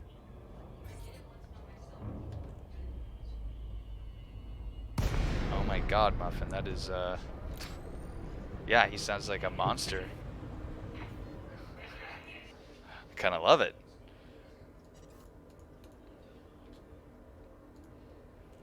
Here's a headline. This is a headline. Wolves regurgitate blueberries for their pups to eat. Fruit may be more important to the animal's diet than previously thought. That's kind of cool. That's actually... that ties into something I want to talk about. You may have seen, if you're a pet owner, if you have a dog, you've probably seen this trend lately in natural cuisine or meat-only diets. There's this argument going around that because domesticated dogs are descended from wolves, that they should be eating a natural diet that's more natural and tied to their heritage. And so there's all these trendy dog foods out there now that have wolves on the cover, and it's an all-meat, grain-free diet for your dog. It's supposed to be healthier for them.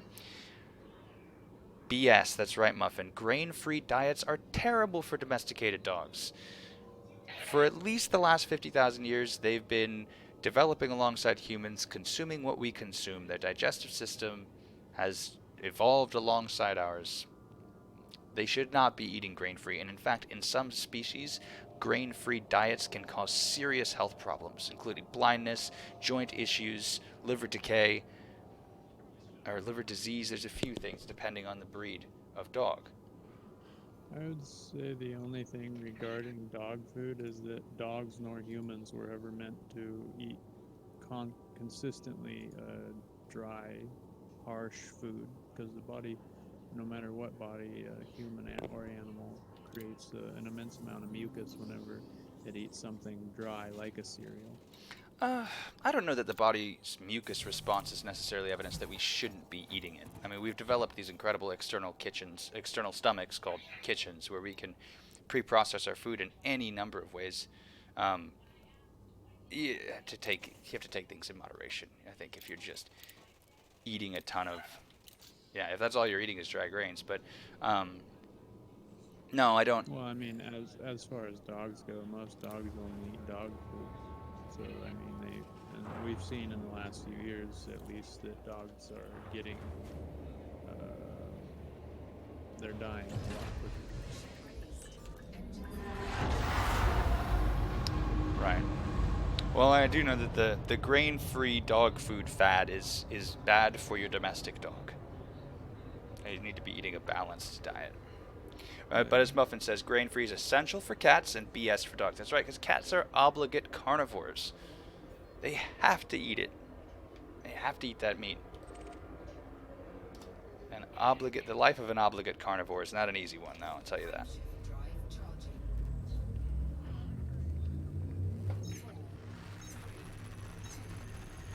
Trying out railguns for the first time. Failing miserably. Rails are fun. I haven't used them in a while. Yeah, they're lots of fun.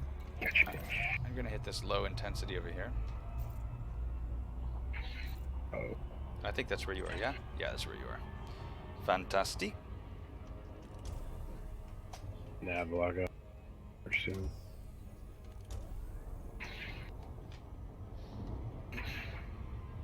Oh, yeah. Bastard. That's so funny. Gray wolves are known to snack on blueberries, but the animals do more than fill their own bellies. A new serendipitous observation shows an adult wolf regurgitating the berries for its pups to eat. For the first time, anyone has ever documented this behavior. That's kind of neat. Yeah, I let my dogs around the farm, just forage mostly, but I mean, we always make sure there's a bone out there or something for them to eat, or if it's winter time, we just feed them raw meat in the house. But they're about the healthiest dogs I've ever seen, and they do eat quite a few raspberries when the raspberry patch is up and going. Oh, I'm sure, yeah. Yeah, because I'm sure as foraging on a farm, they get a nice variety of foods to eat. Yeah. It's not just the same IAMS dog food or whatever.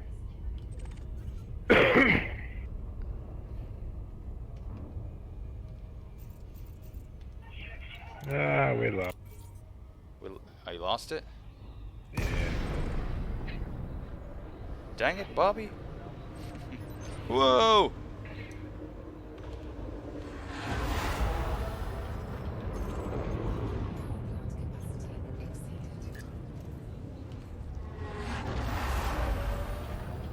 It's okay, this ain't our war.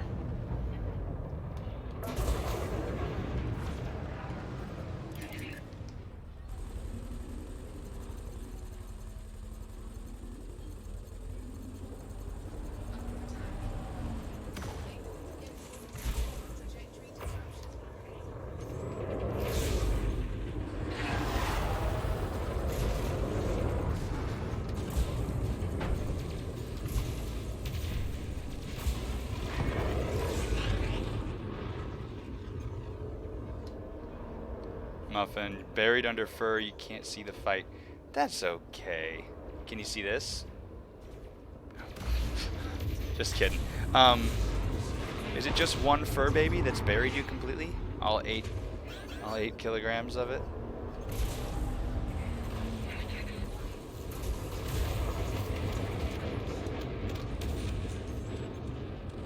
Oh, can you my thrusters, please? Can I do what to your thrusters? Riding my ship there for a second. Oh.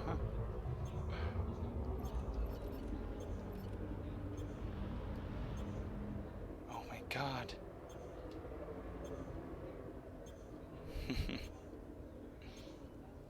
It's a lot of cat.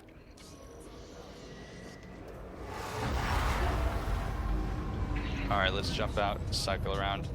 We only need a few kills left, yeah.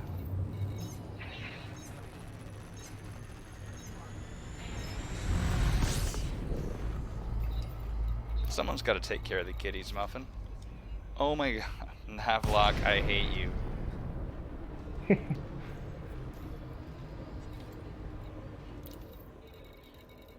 Gotta turn off. Alright, we just need, what, 13 more? I'm gonna check the ammo count. Got this in for ammo. Okay. I started off the stream by reading the first complaint, the first business complaint in recorded history. It's in a cuneiform tablet from 1750 BC. It's a guy complaining about the quality of the copper that he was trying to buy. It's pretty incredible. Unfortunate how. I think how you gotta just, be. Like, tiny. Hang on, Yeah. you're very quiet. Oh, who was that? That was me, Blood Red Baron. Alright, let me turn you up a little bit because I can barely hear you. Alright, go ahead. I was just gonna say, I think it's unfortunate how little bits like that in the past are seen as so insignificant. Which little bits in particular? Well, just like the first complaint in history. Hmm. It's like most, probably what, 90% of the world would never know. Yeah. No, I agree. I mean, there's some amazing little pieces like that in history, and it puts things into perspective.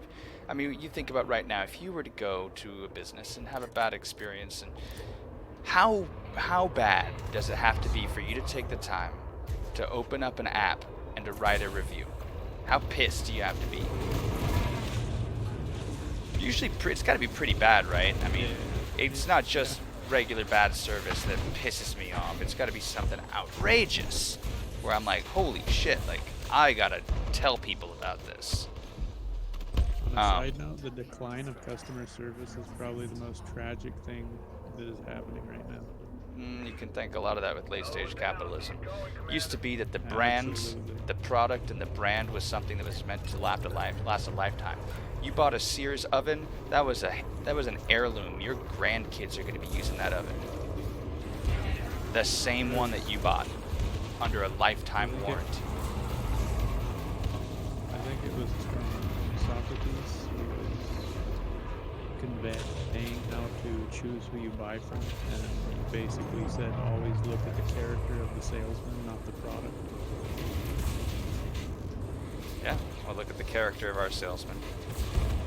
I try not to get political on this stream, but the character of today's salesman is, you know, in the form of a boot, on the throat of the middle and lower class in American economics, at least. I can't speak for the world, but Yep. I know that it's not too different to the rest of the world. Sometimes it's on even larger scale. Go look at the rape of Africa, of its natural resources, and of their own self-determinism by Western colonial forces. I have lots of friends all over the world. They say they convey that it's not really any different where they're at. It's basically the same everywhere. It's just portrayed to each other differently through media or propaganda, depending on which way you look. Exactly. Why would it be any different anyway? And I mean, on that note, going back to the cuneiform tablet, like when I was reading Voltaire, and he basically says nothing is new in the universe. Nothing And new. like that was just kind of hit me that really nothing is new. And after, I think I have 7 bookshelves in my room, like 12,000 books elsewhere. Yeah. And after reading most of them, no, every book I've read in history is just a repeat. Well, you Aristotle seem to be says, Aristotle was the guy who talked about the seven basic story archetypes, right? And everything yeah, follows absolutely. that. Well, rewinding a little bit, talking about how nothing new under the sun, and well, first on the cuneiform tablet, my point was, think about how much it takes for you to write a review on your smartphone. But imagine being mad enough to chisel 3 stone tablets in cuneiform of how pissed off you are. I mean, dude was furious, and you can hear it. I'll read an excerpt. I know this is the 3rd time I've read this excerpt on the whole stream. Is it what? Cuneiform? Is it cuneiform? I don't know. Yeah. Cuneiform. Ah, that's... But I don't think anybody will ever berate you for it. I hope not. That's a pedantry that Yeah. only I could aspire to. So the quote, I just love how he starts this. This is his complaint letter. This is so tell Ea Nasir, Nani sends the following message. When you came, you said to me as follows, and he goes and explains the whole setup. I just like this. What do you take me for, that you treat somebody like me with such contempt? I have sent as messengers gentlemen like ourselves to collect the bag with my money. And just, he goes on and on and on. I mean, it's a long complaint to El Nasir. I love that. But it's the same language, it's the same kind of legalese, bloviating language that we would use today in our Yelp reviews.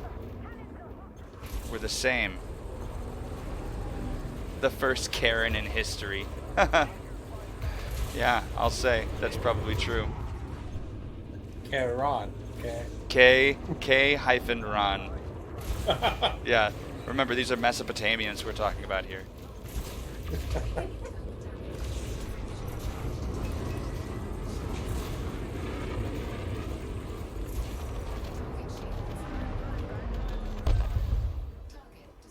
I love history. I do too. I was just marveling with my buddy that the fact that the tomb of Cyrus the Great is something that we have. The human race has Cyrus's tomb preserved and accessible. And if you don't appreciate exactly how massive of a figure Cyrus the Great is, I suggest you just go look him up. I mean, I can't tell the story with justice. Or listen to Dan Carlin's Hardcore History, King of Kings. It's an amazing four-parter about Darius and Cyrus and Cambyses and Bardia, the Bardia conspiracy. I mean, there's some amazing stuff in that period of the Achaemenid Empire.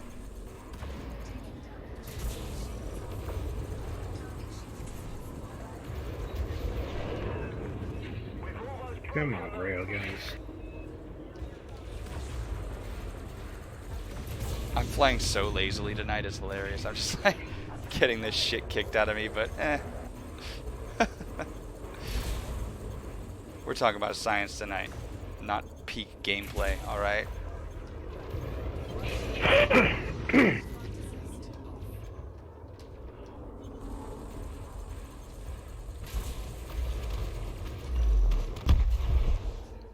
Let's survive Corona, and I will gladly study whatever you tell me.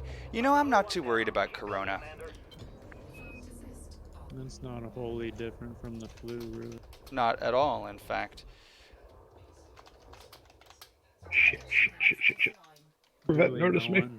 No one past who would die from flu is dying in.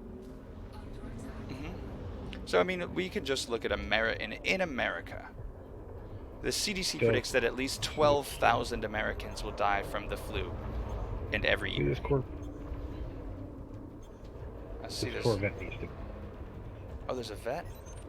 Yeah, fighting. Oh, he's way out there.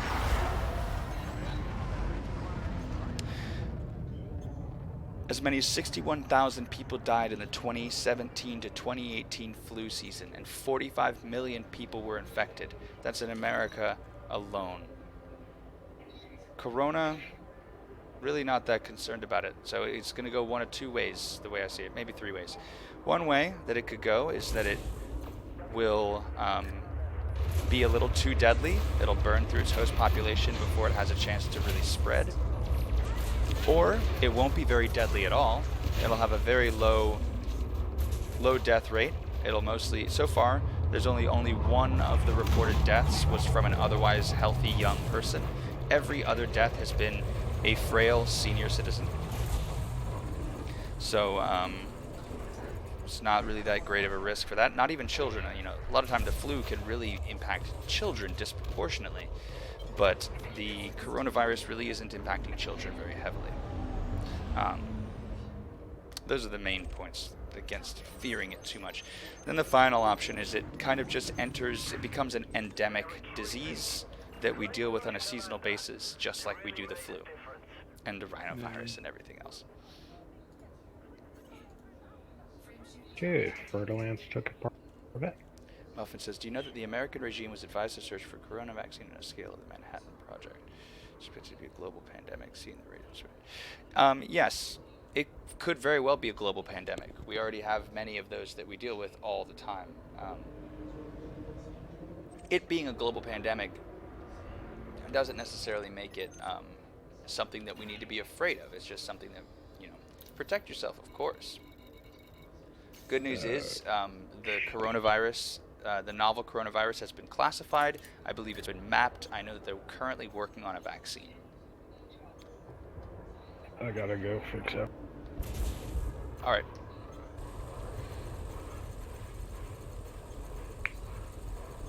Now, of course, I do not trust the numbers coming out of China. Yeah, no. I don't trust the World Health Organization either. They're just a puppet of the Chinese regime. In fact, that's why the CDC wasn't allowed to assist in China, because China would rather have the apparatus that they own, and that's the World Health Organization. This is the same World Health Organization that just late last year added traditional Chinese medicine to a list of treatment paths that can be studied and approved by the WHO. Fun fact for those who don't know, traditional Chinese medicine is not traditional, nor is it medicine. In fact, it's barely Chinese. It's only Chinese in that it was fabricated by Mao during the Cultural Revolution so they could export a new type of culture because they were busy purging their old one. So they invented a bunch of bullshit to sell to the Western world as traditional Chinese medicine. It's one of the most exploitative, abusive, and destructive practices in the world right now. Yes, TCM is bullshit 100%. Acupuncture, aromatherapy, these things aren't real. They're made up during the Cultural Revolution, during the communist Mao regime.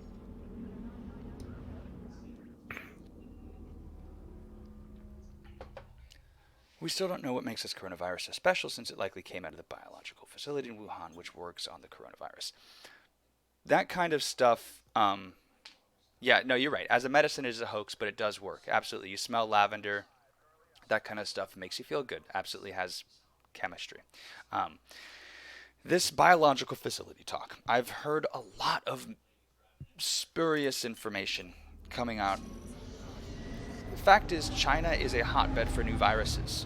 We get SARS, H1N1, H5N1, coronavirus. The reason why these things come out of China isn't because they're experimenting in facilities and having contamination breaches and things like that.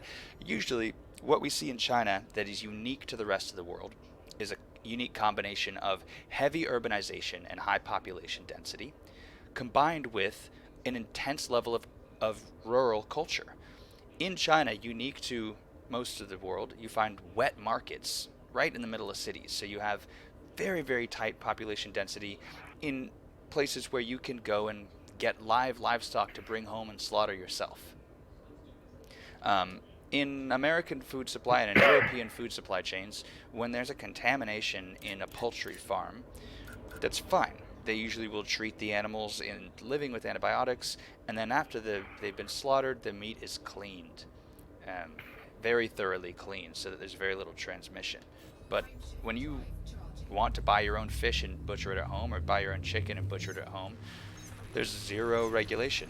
Somebody brought the chicken from their contaminated farm, brought it into Wuhan to the wet market, or their bats, or whatever it is. I've seen people on Twitter claiming that it's racist to say that Chinese wet market practices are the cause of these diseases. That's not racist. It's a simple fact of disease vector and disease reservoir. This is how epidemiology works. It doesn't care if it's your culture. A wet market in a heavy urban environment is going to spawn new diseases at a rapid rate, which is what we see in China.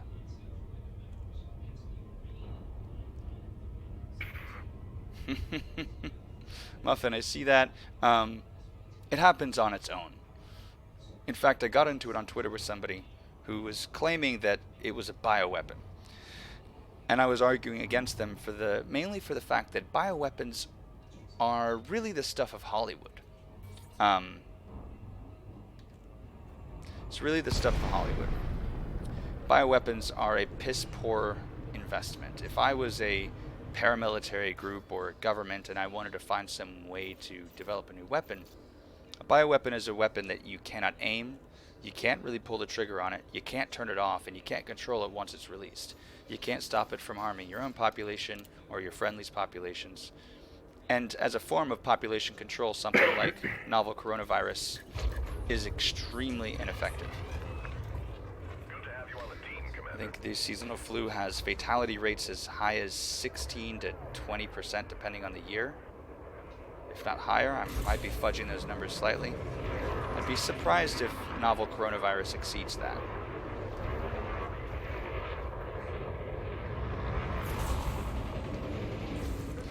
Is it already proven? Is it proven that the markets weren't the source? Which 30% of the first infected had no connection to those markets. Well, in the case of, all you really need is one super spreader. This is an individual who excretes a virus at a higher rate than normal people. When you're dealing with epidemiology, what they like to look at is a number called RO, which is like your ratio of infection. So if you have a disease with an RO of 1, that means one infected person is going to infect one other individual. So an RO of 3 is bad, an RO of 6 is worse, right? One person's going to infect 6. Ideally, when you want to control a population, you want that RO sub 1. That's when you've got a disease contained. Muffin, I'd like to see a source on that patient 0 had no connection to the markets, because I don't think it's possible for us to know who patient 0 is. China didn't release any pertinent information about this outbreak until weeks after it had already been going on. It was in mid-December of 2019 that things were starting to become noticeable.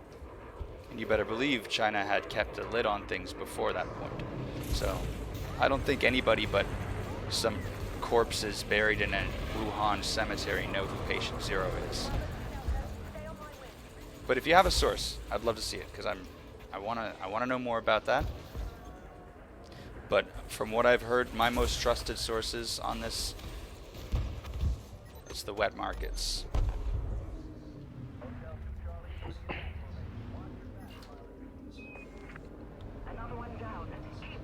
I mean, historically, that is the main way that pandemics happen.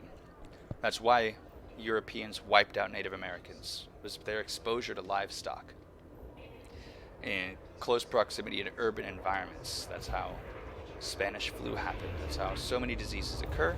It's because something is, as a reservoir, it lives in your livestock population, not infecting humans, just mutating slowly over generations of exposure within that reservoir.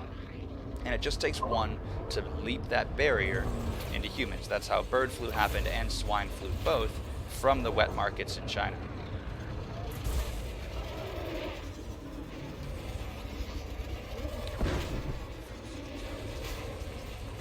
It's all fun and games until somebody at Area 51 starts playing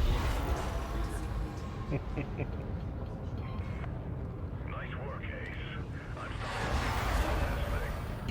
Muffin, I'll let you know ahead of time. I can be a stickler for sources sometimes. And then I'll usually vet the source itself as well.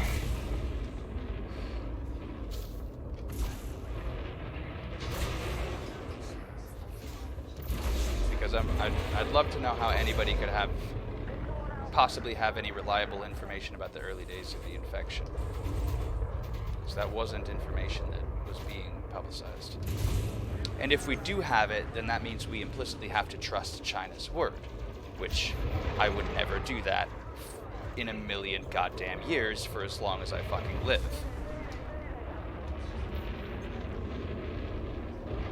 Usually when it comes to tracking patient 0, they always look at that as a fable anyway. It's not always ever possible.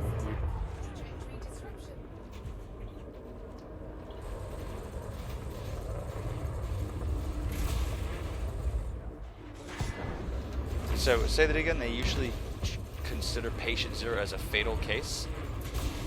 No, as a fable. Oh, Like, as a the fable. chances of finding him are so dull that they just look at him as like a fable. He's like a data point, right? He's a theoretical Yeah. item when you're dealing with the epidemiology of it. Well, I was just reading the article about the super spreader, which is interesting. So they were saying it's possible that the early days of coronavirus were made worse by the existence of one of these super spreaders. And it's just an interesting quirk in physiology where certain individuals will excrete the virus in a lot greater values. So a super spreader will cough at an airport and infect 30 people, whereas a normal transmitter person might cough at an airport and infect 1 or 2, just because of the viral load in their saliva or in whatever airborne cloud is around them, right? Their microbiome. The viral load is higher in a super spreader.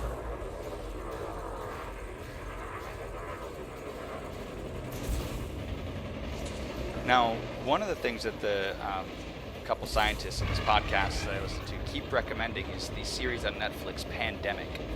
They say it mostly deals with the flu epidemic, but they also talk a little bit about Ebola, about Marburg, about... but it is primarily about the flu. There's a nice anti-vax component where they show the anti-vax sentiment and then counter it very nicely. But it's kind of serendipitous. It came out just on the advent of all this coronavirus stuff. Yeah, some things always line up a little too well. Synchronicity, right? Yeah, especially when something will happen over in Europe. I forget what specifically that I'm referring to, but they had a movie about it 3 weeks later, and it's like, oh. Yikes! Yeah. What up, Admiral Lexington? A new face? I love to see it. Welcome to Dell's Diversions. We're just talking epidemiology, coronavirus, vector control, and reservoirs. Look at this guy with 1% hull. I'm just letting him, just lingering. Die.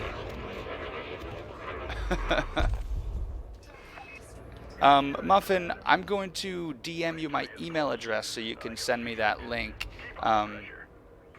Because I want to see your source on that. I'm dubious. But I will approach it with clear eyes. Admiral Lexington, how the hell are you? Please tell me, because I want to know. No, this is a low. We just had a couple kills left on this wing mission. We had done a high a moment earlier, though. A little earlier in the stream, we did a high. And if you can believe it, the capital ship glitched out. The heat vanes wouldn't die, and it just kind of sat there. And then eventually it got all its guns back, too, and started shooting everyone again. And then I went to dock at the small pad, at the medium pad, and I got stuck on a lamppost. And then the station killed me, and I went to jail, and lost my combat bonds, so boo friggin' who. I can only fire these railguns. Yeah. I'm out of ammo. I'm gonna have to trade some hull points for ammo. A gamer nap. Love that. Alright, here we go. Kamikaze! That took 10%.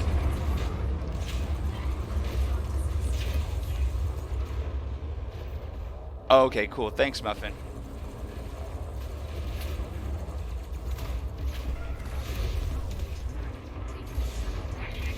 Ouch! Sorry if I hit you. Nah, that's alright. Hull tank, baby. Admiral Lexington, a gamer nap. I don't get to have one of those. I actually have to take a real sleep because I have to do my jobby job in the morning.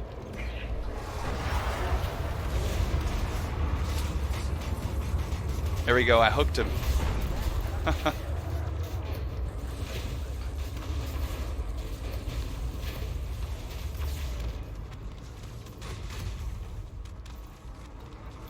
Alright, we did it. Let's go to Wheelock Base.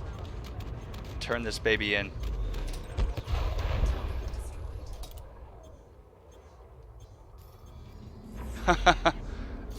Believe it or not, I have in the past, yes. It's been a few years since I've done it, but...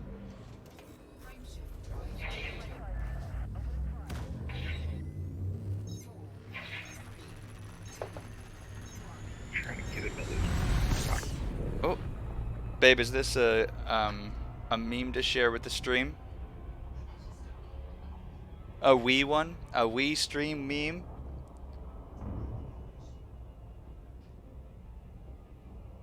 First time in the stream, you're already getting roasted.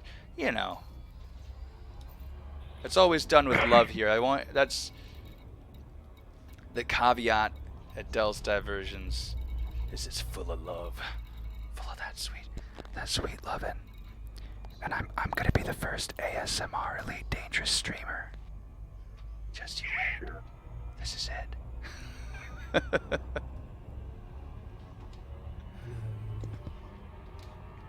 Hello, killer. Killa, what's up, dude? Jesus, is that time already? I guess so. It's morning in Saudi Arabia. Yeah, not really morning, it's almost afternoon. It's almost afternoon. Yeah. Muffin, show me too. Oh wait, I think I know what you're gonna show. Go ahead. Do it.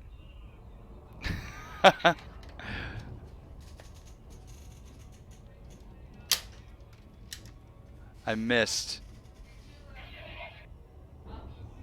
I'm too obvious? Well, I have to make, I mean, maybe it's my stage experience. My stage experience always tells me to make all my motions big, right? I am shooting the wife. But maybe I need to be like a little more like... What if I shot it into your yawn? She'd kill me. She'd murder me for that. Where's my doggy boy? Is he laying down with a child? Oh.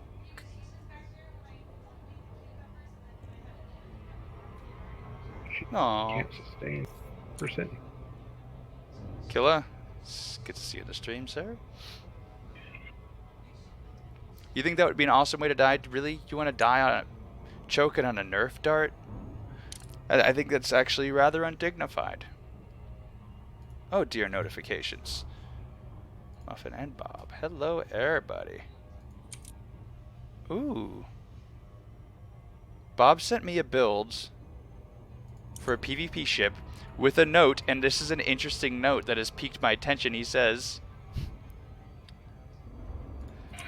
for best results, this design flies best at around 1/3 of a fuel tank. Oh, choked to death by the wife. In a less kinky way? No, it could be kinky. It can be kinky. I mean, I don't want to die. I mean, actually, I think dying in a kinky way might be the way to go. What's he done? Oh.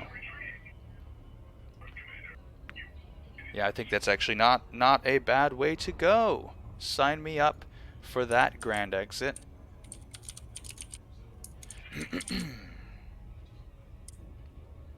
I'm just letting this stream meme load up here so I can share it with y'all.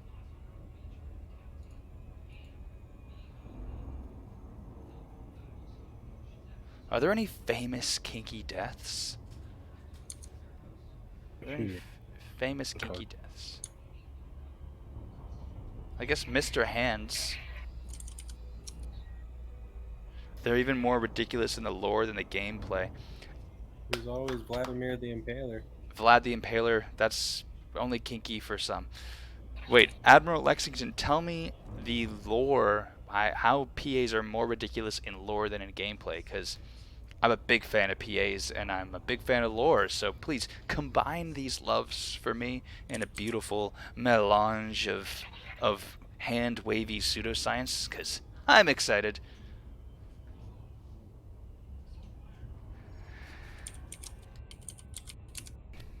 You had me at esoteric acronyms and lore. How can I be a water champ with an empty cup? Huh? Huh? That's, One of my defining qualities is that I generally just what's the word I'm looking for? I avoid hiding my excitement. I don't like to contain it. I like to experience it and inflict it upon others. Inflict it. Some people use the euphemism sharing their joy. I'm more realistic. I'm inflicting my joy upon you.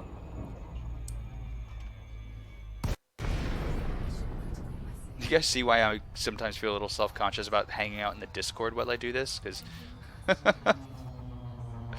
it's like a descent into madness. But it's not just a monologue. I hope that Lexington is writing a lengthy dissertation on the lore of plasma accelerators.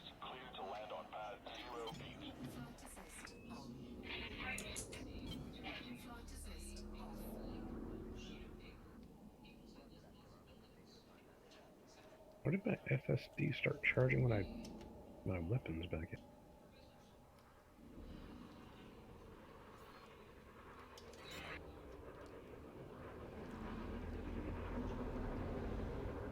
Where did you pick that mission up at?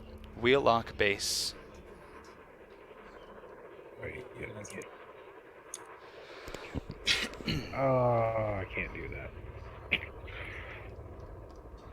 Alright, so Lexington says, apparently the Class 3 plasma accelerator is known to be used in planetary assaults and is able to destroy entire city sections with one shot. Class 1s can easily destroy 100-ton ships with a single shot. It's fucking metal, dude! Such a lie. So you're basically bathing an entire city in a ball of hot plasma? That's a weapon of mass destruction. Yeah, for plasma. It's like getting a coronal mass ejection in the barrel of a gun. Muffin says, I thought about a different way of excitement for a second until you started inflicting it onto others. It's a different stream. That's a different stream for a different platform, Muffin.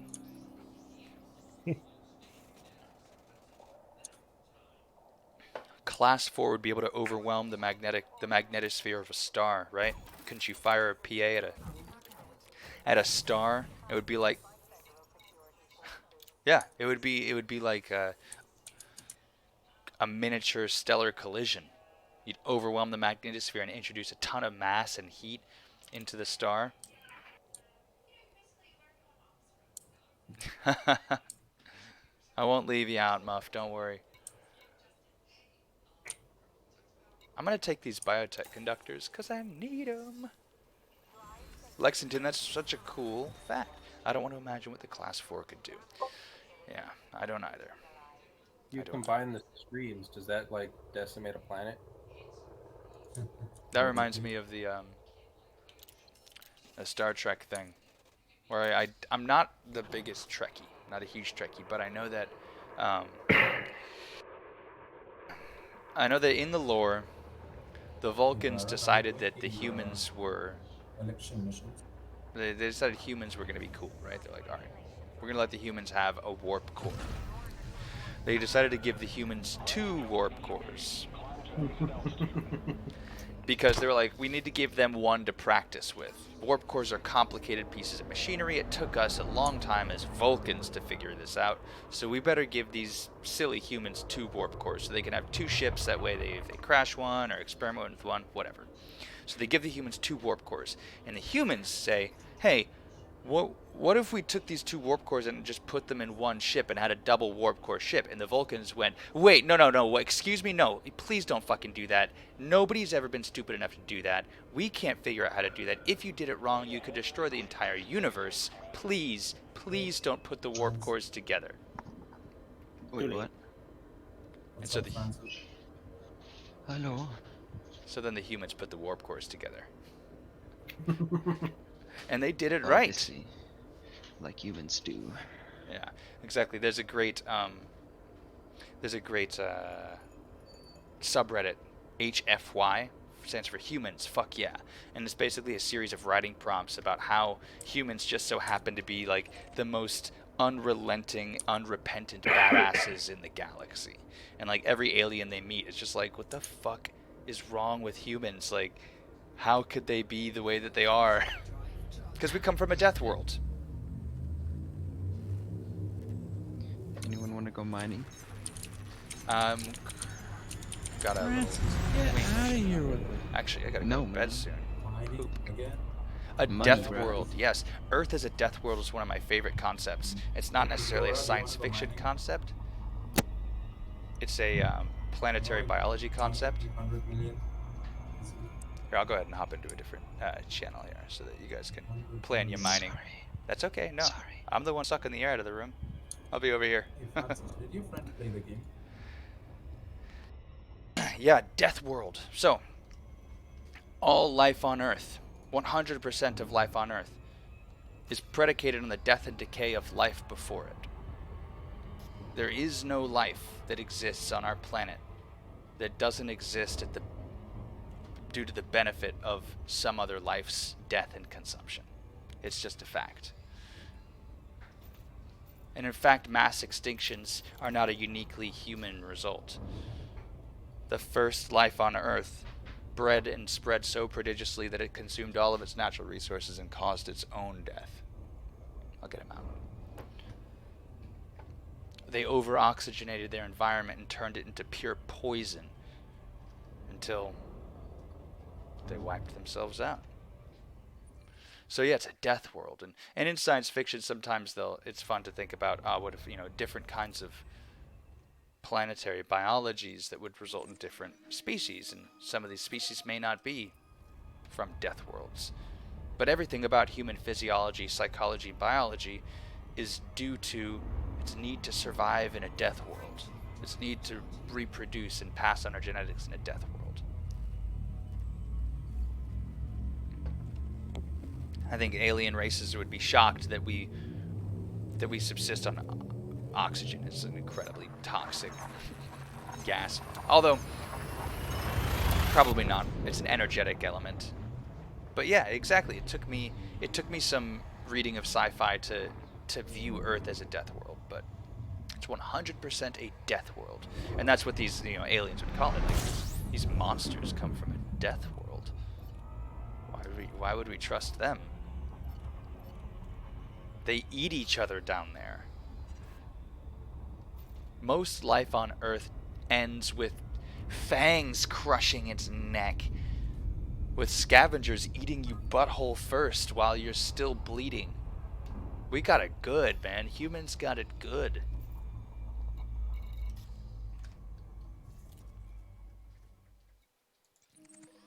Yeah, it's a death world, all right.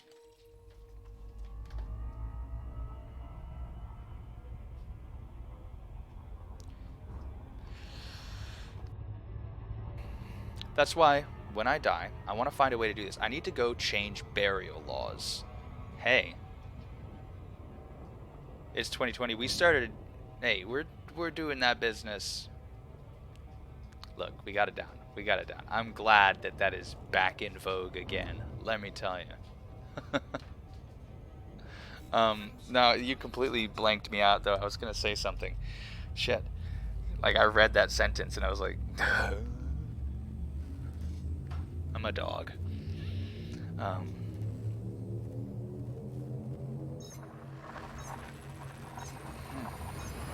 What was I gonna say?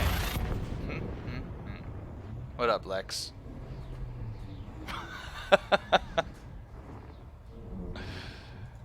Dude, Lex, I'm always so chuffed to see a new face, man. It is cool to see new people.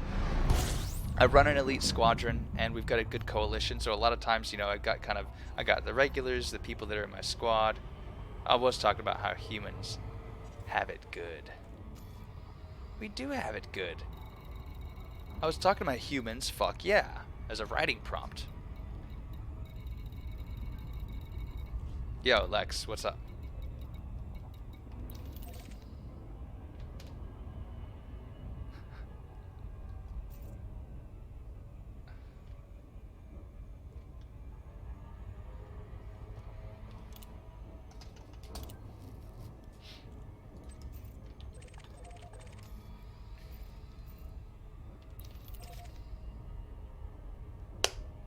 My favorite lore fact from anything sci-fi.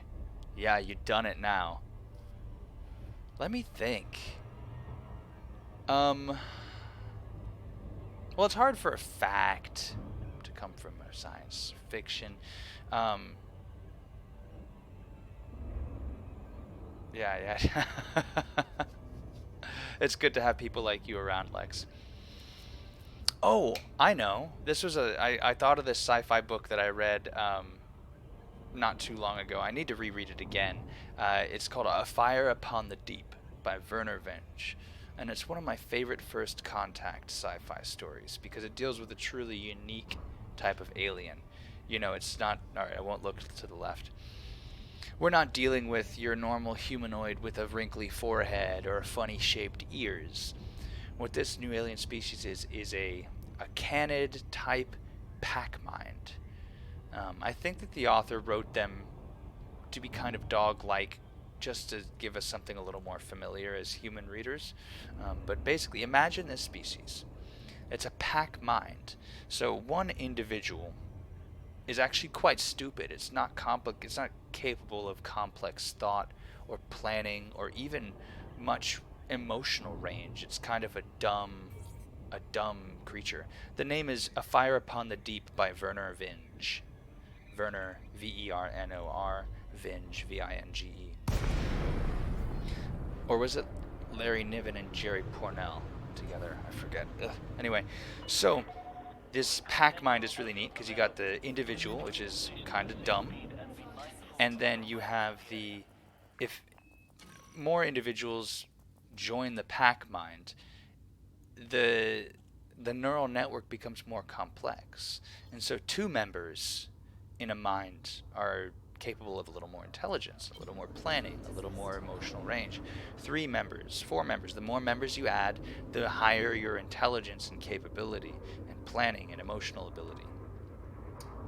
So you get these pack minds. They have these interesting organs on their shoulders that I think the human explorers call tympana, and it's through the tympana that they're able to kind of broadcast their minds. It's not even really mind reading. They're not thinking at each other. It's just their minds emanate on a frequency that's absorbed by other creatures of their type.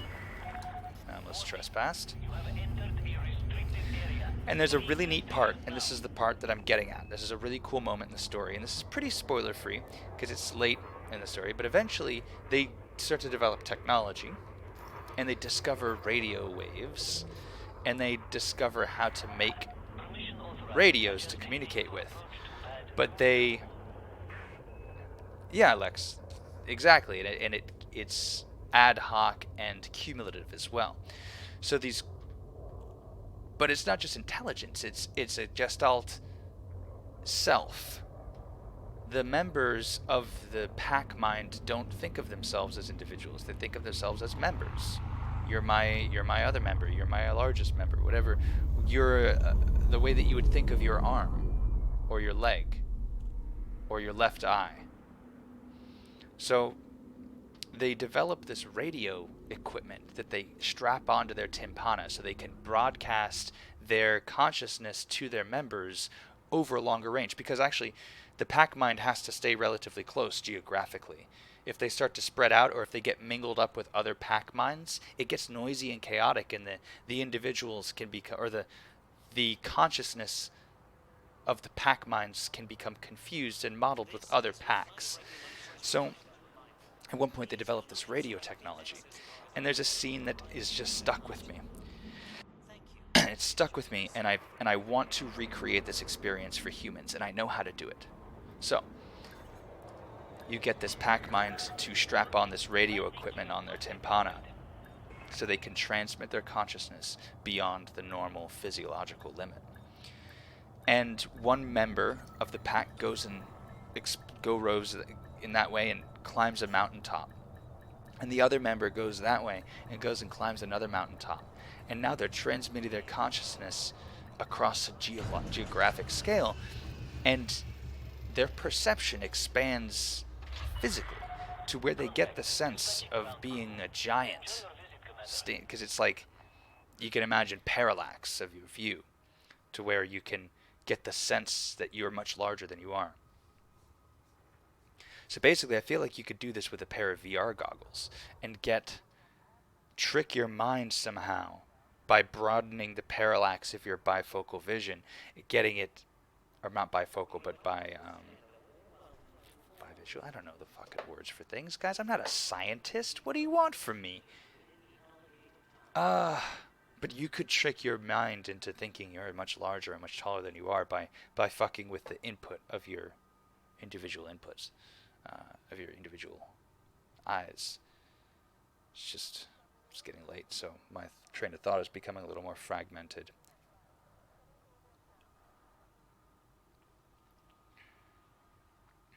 But yeah, check out A Fire Upon the Deep by Werner Vinge.